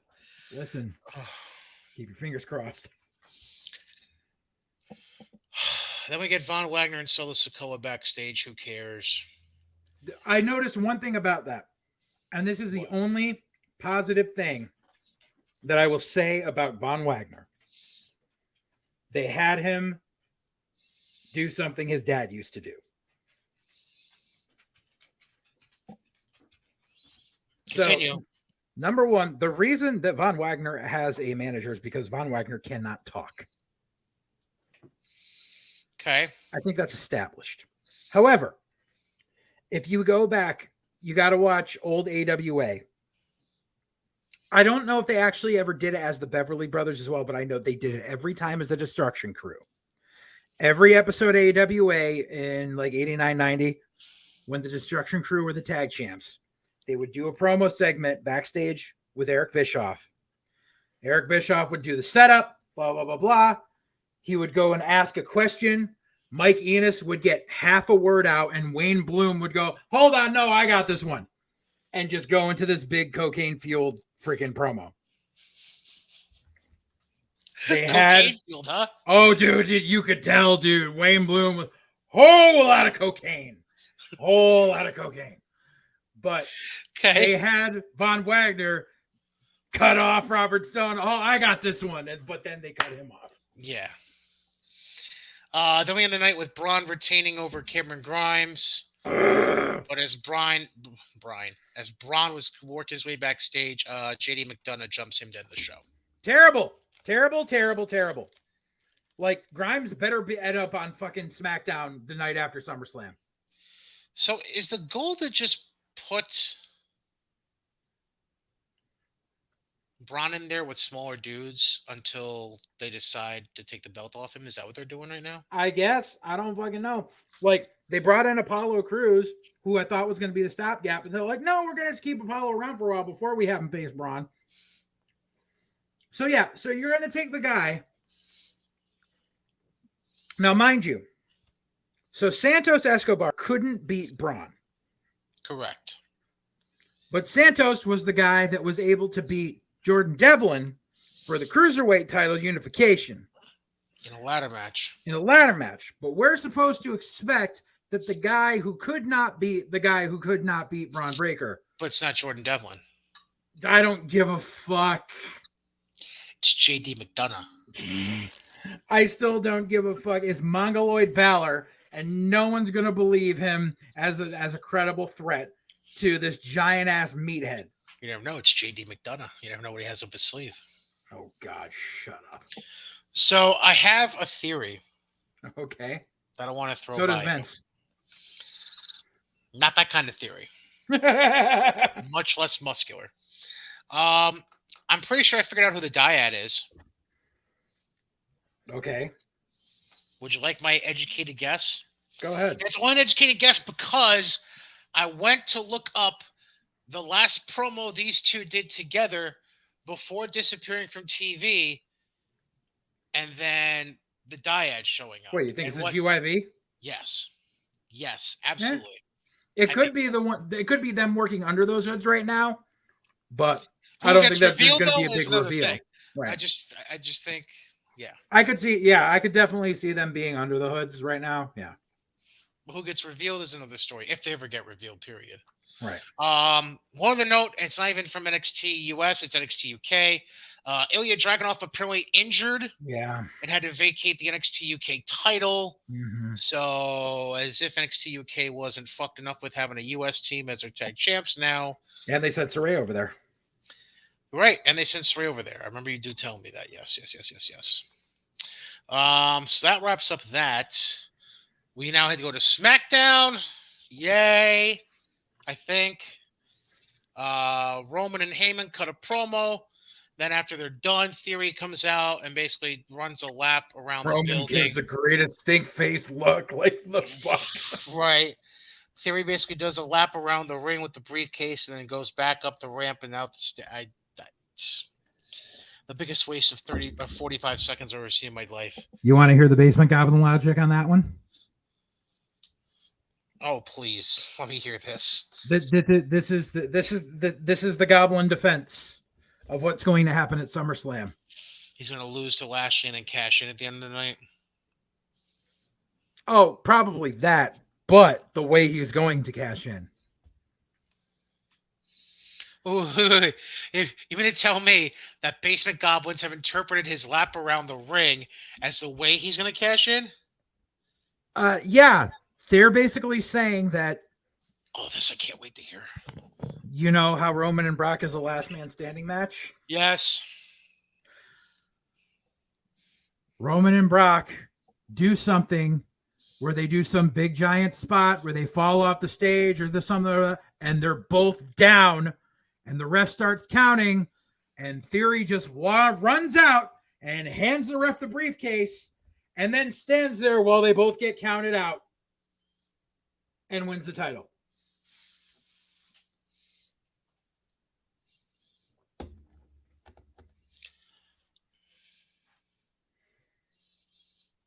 I'm not saying it makes any fucking sense, because it doesn't.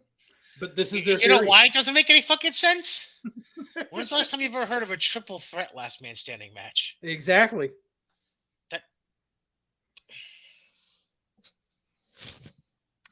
Why Because do they exist? Goblins. Anyways, then we get the Ascension. I mean, the Viking Raiders. I'm sorry. I feel bad for Hanson and I feel bad for Ray, but I don't feel bad. They're getting paid and they're on TV. They're not getting squashed like the Ascension was when the Ascension got brought up. They look like the Ascension with fur. That's what they are. The Ascension with fur and beards, like actual beards, not stupid looking beards like the Ascension had. Anyways, they squash Jinder and Shanky. Then New Day interrupts the post-match beatdown. They're giving Jinder and Shanky to the ass whooping. Oh, actually, no, I have an even better example. It looks like somebody took the Ascension and had them fuck the Highlanders, and boom, there's the Viking Raiders. I would say if you had the Highlanders eat the Ascension. Sure, we'll go with that one. Or if you want to go way back, the Warlord and the Barbarian. There. Oh yeah, definitely. God Almighty. I really just said that. Yeah. And then Dude, they're both still working. Bring them in for a spot. Viking Raiders versus the Powers of Pain, dude. woof. Ah! Sure. I'll leave that to you. Then we get Gunther and Kaiser cutting a promo in the ring. Gunther basically says nobody's worthy, I guess, of facing him for the title. Yep. Nakamura interrupts, challenges Gunther, but instead he gets a one-on-one match with Ludwig Kaiser. Nakamura wins, and then Gunther punishes Kaiser with 3 chops to the chest. Right. Because Gunther is God. Right. Sure. And they're basically going with the tough love thing on that, but of course everyone thinks this means they're going to make Ludwig Kaiser a babyface. No, they're not. No, they're not. Then we get Liv Morgan in the ring with Michael Cole. Interrupted by Natalya, then interrupted by Ronda Rousey, and then we get a Ronda-Natalya match out of nowhere. I mean, hey, with good Ronda on Ronda for working on free by the way. TV again. With Ronda basically working street clothes, by the way. Right. It was Hey, like good on Ronda. It was like she just stepped out of hot yoga. It was like, yeah, I think I'll wrestle a match on TV tonight. Let's do it. Ronda beats Natalya, makes her tap out. Yay. Okay, great. So now we got Ronda versus Liv at SummerSlam. Then we get Drew doing a backstage interview. The fuck did I just do? There we go. Then we get the Maximum Male Models presenting their tennis collection with Marseille and Mansois. Thank you. I was trying to remember how it was pronounced. Just the dumbest shit ever. I mean, well, like, okay, talk about a gimmick that was made for Rick the Mile Martel 30 years too late. Jesus Christ. Well, I mean, this isn't the only time this gimmick's been done because people are like, this is trash. This is the epitome of the worst thing I've ever seen in wrestling. Like, dude, this has been done before. Adrian Street, Adrian Adonis, Rick Martel, fucking Breezango. Like, none of this is new. Like, I might throw out one other gimmick too. I don't know if it's quite in the Rob model. Conway. I wouldn't say the gimmick I'm thinking of is quite completely in the same vein, but it was. I want to say it was kind of close. Okay. It was a tag team. They had a manager. Well done. They got married eventually. Oh, Billy and Chuck. Yeah, that's the one I forgot because a lot of people have been saying Billy and Chuck. Yeah. Okay. Yeah. Yeah. I just need time. That's all there is. They're heels. They're supposed to be annoying. It's not even those two. It's more. I just need time to get used to this version of LA Knight, I guess. Or I'm sorry, Max Dupree. I actually enjoy Max Dupree way more than I ever did LA Knight or Eli Drake. Shocker. Then what? Oh, then we got a Theory backstage interview. What the fuck was he interviewed about? Oh, probably Money in the Bank and whatever. And then I'm sure this was your favorite part of the show. So there was apparently a women's tag match booked. Oh, yeah. Aaliyah comes out. They go to break. They come back. Aaliyah's in the ring. They're introducing her partner as Lacey Evans. She comes out, doesn't like the ovation, goes back. She does her entrance 3 times, basically. And doesn't like the reaction she's getting. So basically, she gets in the ring, cuts a heel promo, essentially says, fuck you to the Fort Worth, Texas crowd. Goes to get out of the ring. Aaliyah's like, what the fuck? And then she hits the woman's right on Aaliyah and leaves. Because maybe they shouldn't have tried repackaging Lacey Evans as a fucking baby face when they brought her No back. shit! Because nobody was fucking buying it. Nobody. No shit. Then the Usos beat Los Lotharios. They get interviewed in the ring by Kayla. Sure. Then the main event was supposed to be Drew McIntyre against Sheamus, where the winner became the title contender at Clash of the Castle. And then Sheamus pretends to have COVID because that's good booking. I know, right? He says couldn't just say stomach virus or something like that. No, we got to go with COVID. Well, we just had to go there. We just had to go to, we got to show Sheamus in an arena full of fucking people saying, I possibly have. Right. No, seriously, bro. So dumb. Like, that was not a Vince call. I guarantee you that was not a Vince call. Who the fuck wrote that? That was Bruce Pritchard. So Butch fought instead of Sheamus. Drew basically crushes him, and then they end the show with that stupid fucking gimmick of the sword breaking the top rope. And they even show, and they even, I don't know if it was Corey or Michael Cole, even one of them point out that the sword was warped after the fact. Like, way to call out the fact your sword is shit. Like, what the fuck? It's a 10-penny sword. Just break my balls, man. I always wanted one of those. And then as far as TV goes for Raw, tonight, the way three things have been pre-announced, Theory against Riddle 1-on-1. Lashley is going to have an open challenge for his U.S. title. And then Brock Lesnar is scheduled to make an appearance on the show. Oh, God. And aren't they supposed to have a fucking... Oh, no. They announced Cody doing an appearance on Raw or something in, like, August. Well, it's not August, so... Yeah. It just came out the top of my head there.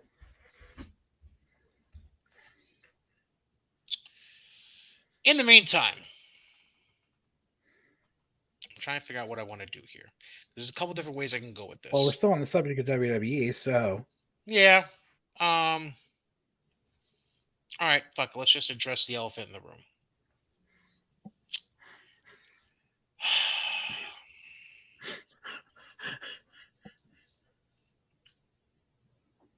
$12 million, Yana. 12. Yeah. Yeah, Yana, give us half his shit.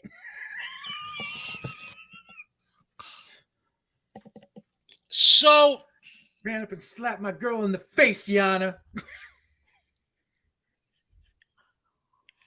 I really wanted to be serious about this, but you just had to fucking go with that. So breaking news: Vince buys sex.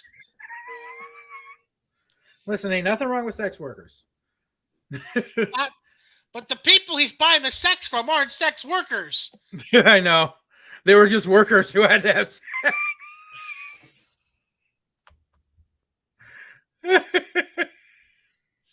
I mean, can I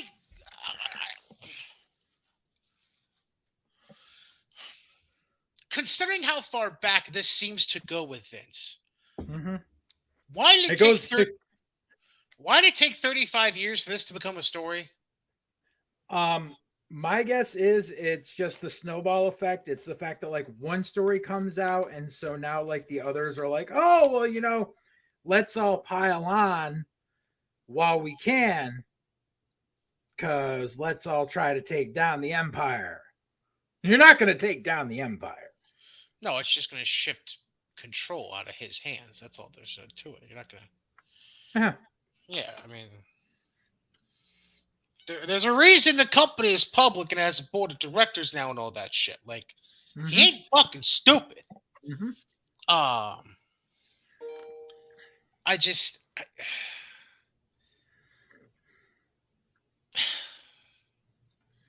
shit started in 86, apparently. 86? I saw 05.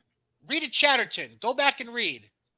Oh, Rita Chatterton was like, no, that was like debunked a long ass time ago, dude. Right. But the stuff was already being rumored from back then. Like, are we really going to sit here and say that none of this shit happened before 2005? Who knows? Let's be real. I mean, before that time, you kind of saw Vince and Linda together all the time. If you look at the timeline of things, because that's when Linda was actually in the thick of being on TV and shit. So it seemed like they had a pretty close working relationship. Unfortunately, my theory of Vince is just going to get some revenge nookie because he had to pay for Linda's Senate race went out the window because Linda didn't start running for Senate until 2010. Correct. Which begs the question, who's the worker? Well, they said it was a manager. From 05? Yeah.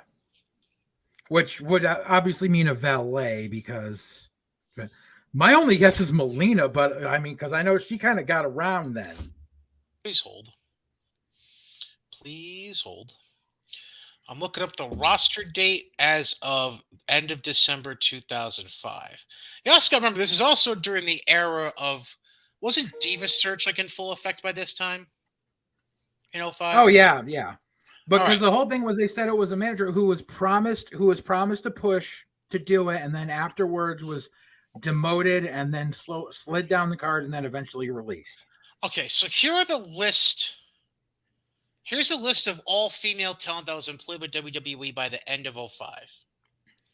And this also includes or looks like a lot of Diva Search people too. So I'm going to roll through it. Don't give me any reactions. We'll wait till the end. Mm-hmm. Amy Weber, Ashley Massaro, Candice Michelle, Christy Hemme, Dawn Marie, Hiroko. Don't remember who that was for, but okay. Ivory, Jackie Gata, Jillian Hall, Joy Giovanni, Crystal, Lauren Jones. Who? Lillian Garcia, Linda McMahon, obviously, no. Lita, Mae Young, please God, no. Maria, Melina, Michelle McCool, Mickey James, Molly Holly, Charmel, Stacy Keebler. I'll skip that one as a hell no. Tori Wilson, Trish Stratus, Vicky Guerrero, Victoria.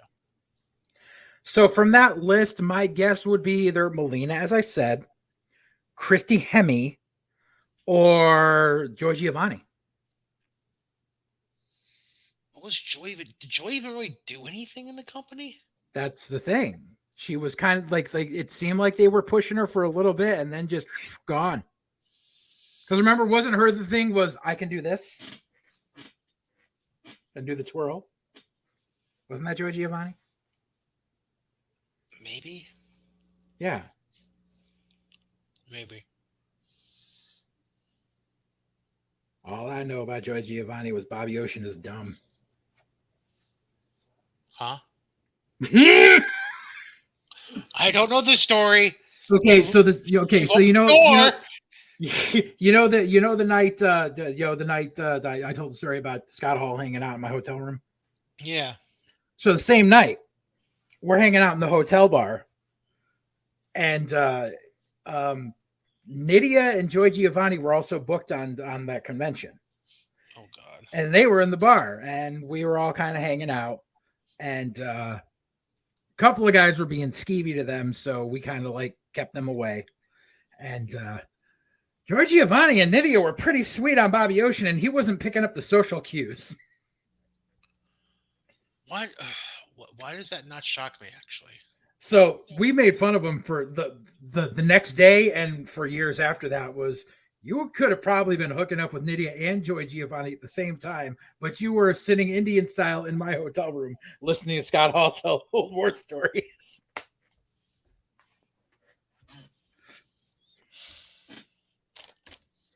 Oh, Bobby.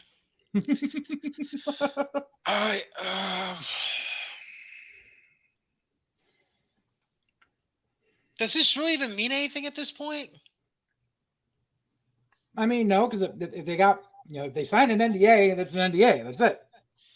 Right. Like, I don't even know what this even does at this point. I mean, we know it wasn't Jackie Gata because she was with Charlie Haas. We know it wasn't Tori Wilson. We know it wasn't Stacy Keebler. We know it wasn't, who else? Like basically, like a lot of them are spoken for at the time. So we know it's not Mickey James because Mickey went right off and put that tweet up saying, "Oh, maybe that's why I didn't get that raise." So obviously, if she was the one that had to sign the NDA, she wouldn't have made that tweet. Yeah, I don't know. I don't know. I'm just. I don't know. So, yeah. Shit's weird, man. Yeah. All right, real quick. I need to show you a couple of pictures here. Okay. Number one, Booker T apparently got back in a ring this weekend for his company, Reality of Wrestling. Yeah, I saw that. Look at this motherfucker. Yeah, he's like, what, 16? Fucking, yeah. God damn. If he didn't cost $5,000, I'd say let's try to book him. God damn. That's number one. But then we go to the polar opposite direction for number two. because I don't know if you saw this. Oh, it's not worth laughing at. I'm sorry. Um, have you seen the latest picture of Steve McMichael No. that came out this weekend? Oh no. If you're watching on YouTube, it's a bit depressing, but I'm going to show the picture anyways. So that's Mongo right there. Damn. And the guy behind him, by the way, is one of his teammates from the Chicago Bears when they won the Super Bowl in '86. Yeah. He doesn't even look like Mongo anymore. Yeah, I showed the picture to my wife last night. And I was like, would you believe me if I told you the guy in the forefront of that picture was a former pro wrestler and a former defensive lineman in the NFL? She'd be like, no. I'm like, yeah. Damn. Yeah. To wrap the show, however, I want to know if you saw this headline at all. I'm going to read the headline to you, and I already know what your reaction is going to be. Santino Marella books Marty Scurll for his Battle Arts promotion. Fans express outrage. Bro, you want the fast track of your daughter getting released from her NXT contract? That's how you do it.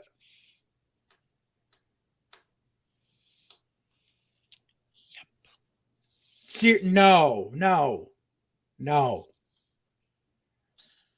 Former WWE star Santino Marella announced on Twitter that Marty Scurll had been booked to appear at his Battle Arts promotion in Toronto. The tweet includes a video of Scurll saying that fans will see a side of the villain that had never been seen before, and shit gets real on August 13th. Yeah, too many fans have seen a side of Scurll they've never seen before, and that's why he got blackballed from the fucking business. Yeah. Dude, like, what the fuck?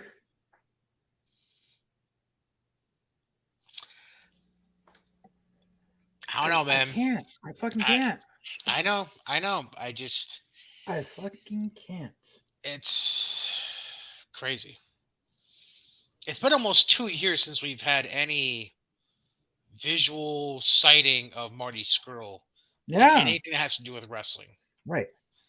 And there's a reason why. Exactly. And I will probably, because I was a fan of Marty Scurll's work before all that shit came out. So yeah, no. Goes back to the whole false idol shit. I was a fan of his work until I found out what the fuck he's done, and then I went, no, I'm done with him, because that's what happens. You can't just be like, well, that had to go. Good thing you brought that up, because it reminded me. So someone posted some pictures of an Evolve show that happened like 6 years ago this week. Okay. And one of the matches on it was Velveteen Dream defending the NXT North American title against Orange Cassidy. And it was like, oh my God, see, look, Orange Cassidy is a giant superstar, and where's Velveteen Dream, blah, blah, blah. And here we are. And remember, when we first started the show a year ago was when the allegations first came out. And all the charges against Velveteen Dream were dropped. There was no solid evidence that came against him. And the dude is out there. He can't get booked anywhere. He talked about it recently, like a couple of times. Like, he's like, there is nothing against me anywhere, and I can't get fucking booked. But people like Marty Scurll, who a shitload of stuff has come out about, are getting booked. It makes no sense. Well, this leads me to a question now that you brought it up in that vein. Mm-hmm.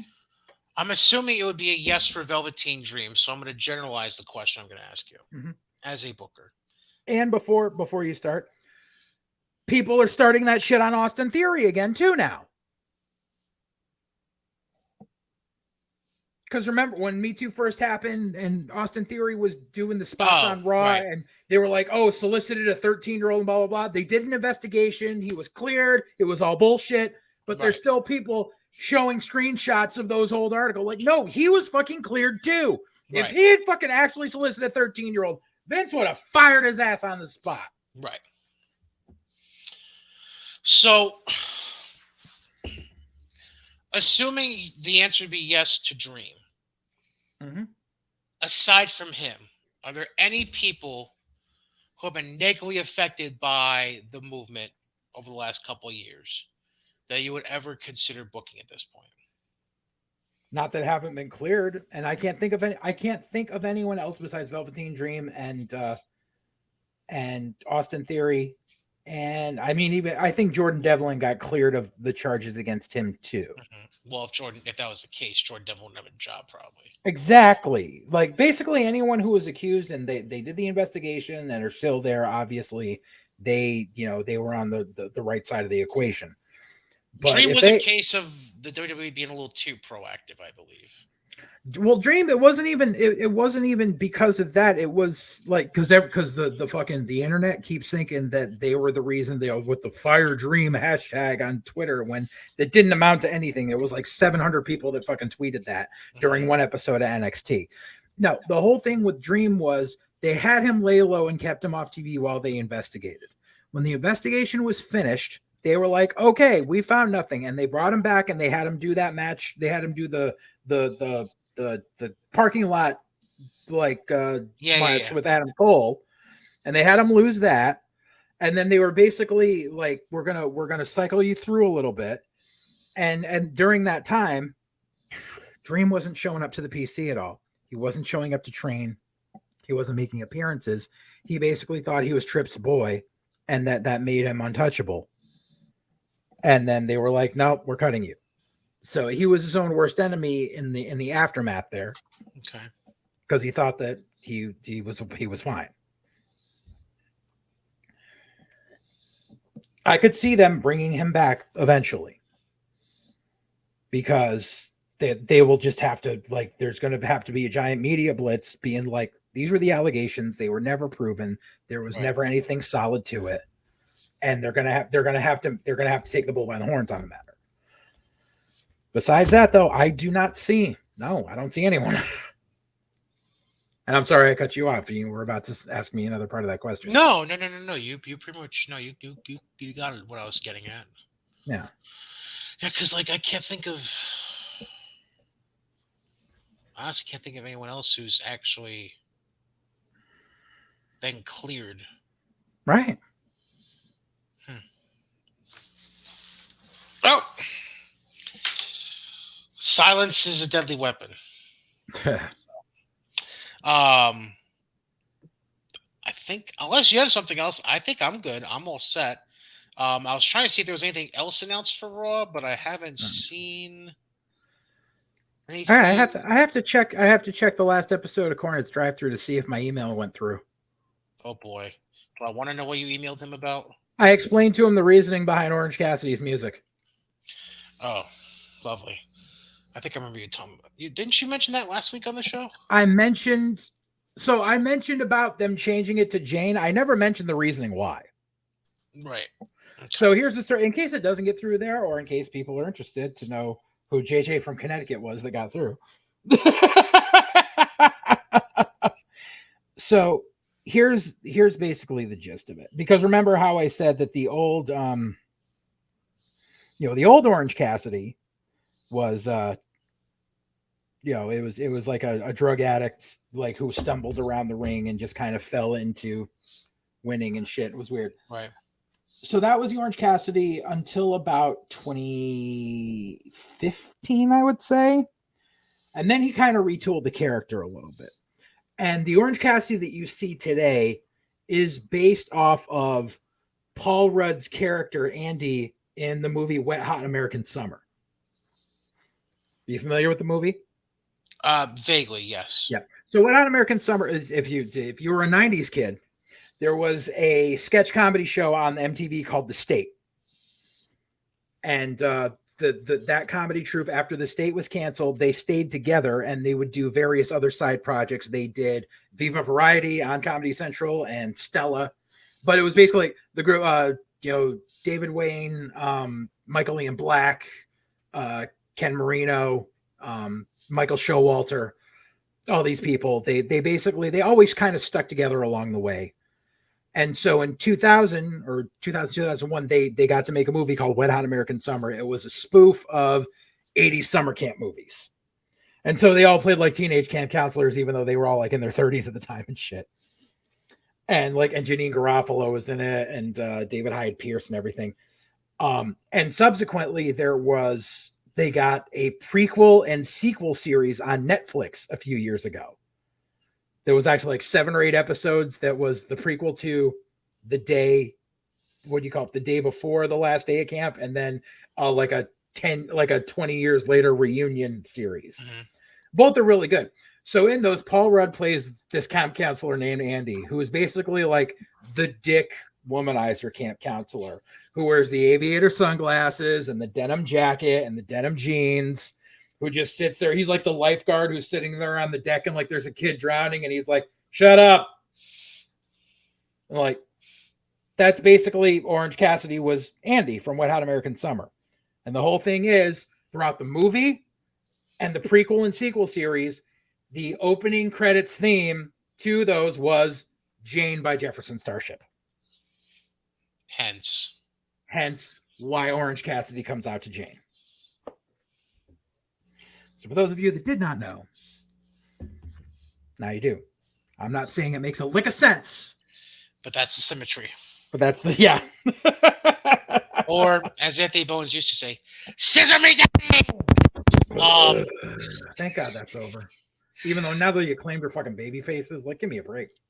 Yeah, it's gonna be interesting. I mean, they were getting over anyway, so I guess the transition's pretty natural for their crowd. Yeah, for their crowd. For their 18 to 49 crowd that didn't even draw 200,000 people in that demo for Rampage this past week, by the way.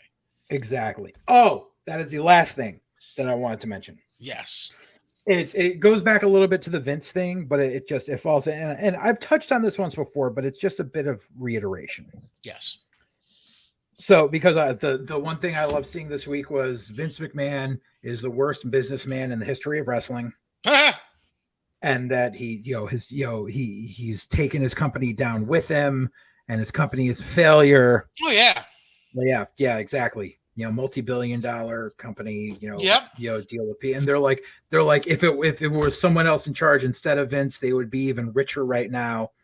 All this shit. And here's the thing. And luckily, someone saw what I was saying and agreed with it. The internet wrestling community needs to realize that no matter how much you bitch and whine on social media, ain't gonna change shit. You're boycotting the product, or you don't watch the product, or you haven't watched the product since the Attitude Era.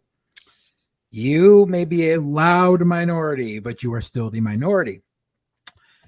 And Vince doesn't care about you because you don't buy tickets to these shows and you do not buy merchandise. The people that Vince cares about are the people that do those things. The people that get pushed are the ones who sell merchandise. Yep. And you can't say that Vince doesn't give equal allotment. If you go on WWE Shop, every person has at least one piece of merchandise. Yep. And so it's a matter of it's the way capitalism goes, is you vote with your dollar. So if you are not buying anything that Vince is selling, he doesn't care about if you're watching the show or not. I mean, yeah, obviously people watch the show and they care about the viewers, but they look at who's buying tickets to the shows, who's buying the merchandise, who's streaming those Peacock live events. Those are the people that matter. And you may have a great keyboard game, but that doesn't amount to dollars and cents. So no matter what you say about Vince not being a good businessman, just remember that Vince is a billionaire who will die a billionaire. And you are probably paying too much for a 1-bedroom apartment if you are even out living on your own and struggling to make ends meet. So there. Okay. Is that everything, sir? Yes. All right. Well, that's been episode 58 of White Heat. Plain and simple. Presented by Godzilla Media, sponsored by our good friends at Mohawk Honda. at SeatGeek. And yeah. Yeah. We're probably going to be delayed next week if we broadcast next week at all. Wait, what's going on? My surgery's on Monday, dude. Oh yeah, that would be a problem. That would certainly be a problem. Although who knows? Maybe your doctor gets COVID again. Don't you put that evil on me, Ricky Bobby.